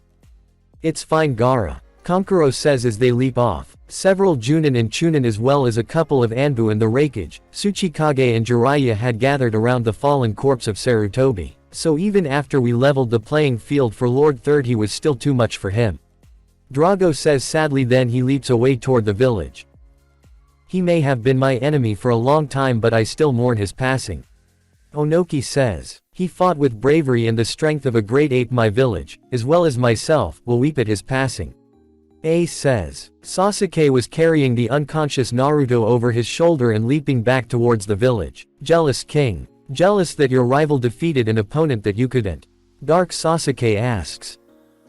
Not at all, I always knew Naruto was strong but to fight a tailed beast and live, so very few have done this. And if you don't stop asking stupid questions and trying to tempt me with power that I know will corrupt me, I will make that cage so small that every breath you take will cause you extreme pain. I'll be good. After a few minutes of leaping Sasuke arrived at the Uzumaki clan manor and sees a blood seal on the door, and just as Sasuke is about to wipe Naruto blood on the seal, the door opens and Haku and Hinata are standing there and they see Naruto over Sasuke's shoulder. Naruto-kun. Haku and Hinata cry out in shock. He's fine, he's just out of chakra but I'm sure that the fox will fix him up good as new. Sasuke says smiling. Thank you for bringing him back to us Sasuke-san. Haku says. Would you like to come in for some tea and a nice place to rest your head? That would be nice, thank you. Sasuke walks in with Naruto still slumped over his shoulder. After a few minutes of the tea brewing courtesy of Haku, they were all sitting next to the couch where Naruto was lying down. So what happened after I left after Gaara? Well, after most of us dispelled the genjutsu, Kakashi-sensei ordered Naruto-kun, Sakura, Shikamaru and Hinata-chan after Gaara while me and several other genin helped with the evacuation of the civilians. Then I took up fighting against the sand and sound shinobi. Haku said. While I don't like killing, I knew that immobilizing them was out of the question, so I totaled at a 55 sand kill count, 40 sound kill count. My hair is going to be stained with blood for weeks. Haku complained. Don't worry Haku-chan, I'm sure a hot spring adventure will fix that right up. Hinata says perversely. Sasuke immediately got a nosebleed at what he heard. Hey, only I get to ogle my girls. Naruto's voice called weakly from the couch. Naruto-kun. Hinata and Haku yell, walking over to their shared boyfriend. Glad to see I'm still loved. Naruto gets up weakly. Naruto-kun, what will you do about Ino-san?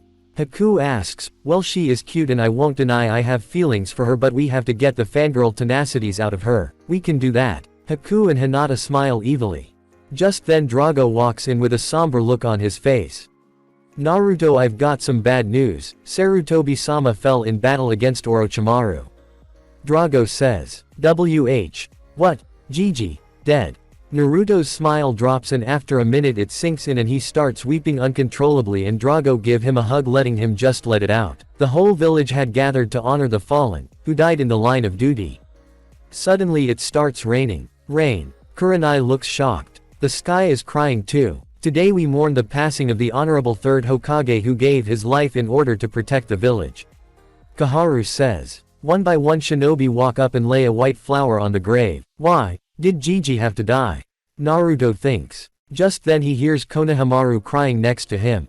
When suddenly Madara and Hashirama walk up in black armor and Hashirama lays his hand on Konohamaru and he kneels to his level.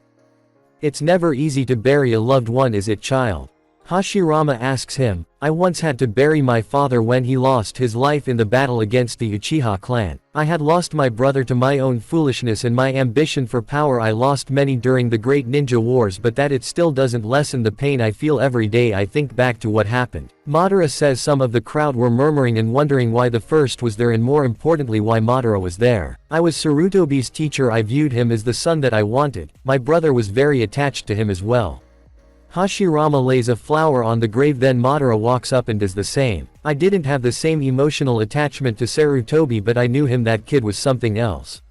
Madara smiles sadly. Izuna, forgive me. As the Konoha 12 lay their flowers on the grave, they all remember the good times they had with the third. When Naruto walks up, he remembers how he got Sarutobi with the sexy jutsu and how they argued over things, and when they got ramen together, and when he told Naruto about the will of fire. Rest in peace, Gigi. Suddenly the rain clears and the sun shines on the portrait of Sarutobi. Then the members of the Shinobi Council and Civilian Council were called into the meeting room. We need to decide a new Hokage. Kaharu says. Agreed, but whom? I have an idea. A voice from the door said as the fire daimyo and his samurai guard walked in. Daimyo-sama. Everyone stands up and bows to the ruler of Fire Country. Who did you have in mind, Daimyo-sama? Hiyashi asks. Jiraiya-san. The fire daimyo says. Naruto starts laughing and nearly falls back laughing. That pervert, I don't think that would be a good idea. He would require female shinobi to wear little to no clothing and see-through walls on the female bathhouses. How dare you insult the great, the Jiraiya? Homura says. He's a pervert and we all know it. I still like his books. The daimyo says sheepishly. Well, if the daimyo has decided, only Jiraiya turning it down can change his mind. Fine, but don't blame me when a bunch of perverted laws get passed. Naruto says. Everyone leaves and Naruto returns home and then sits down with Hinata and Haku and they snuggle close to him. After a few minutes, the tattoo on Naruto's left arm starts glowing and Naruto walks toward the front gate and opens it to reveal the Raikage and Yugito standing there. Raikage-sama, Yugito-san, to what do I owe the pleasure?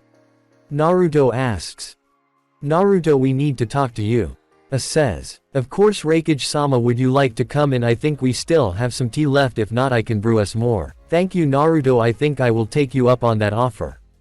And Yugito walk in and Naruto walks to the kitchen to brew more tea, and when it is done he pours some for Yugito and So what did you need to talk about, Raikage-sama? Naruto asks.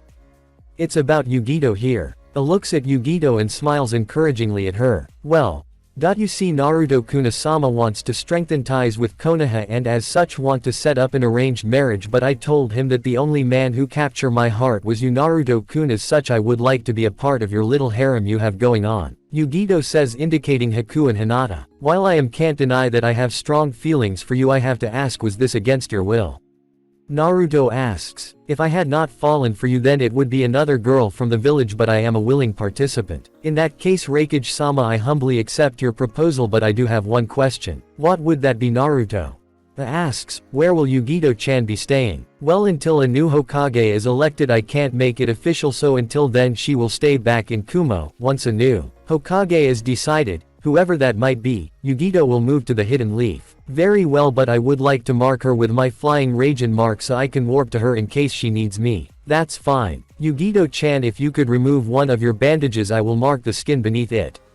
Yugito unwraps the bandages on her left arm, and when she's done, Naruto places his hand on her arm and then the flying Raijin mark appears on her skin, and then she rewraps her arm again.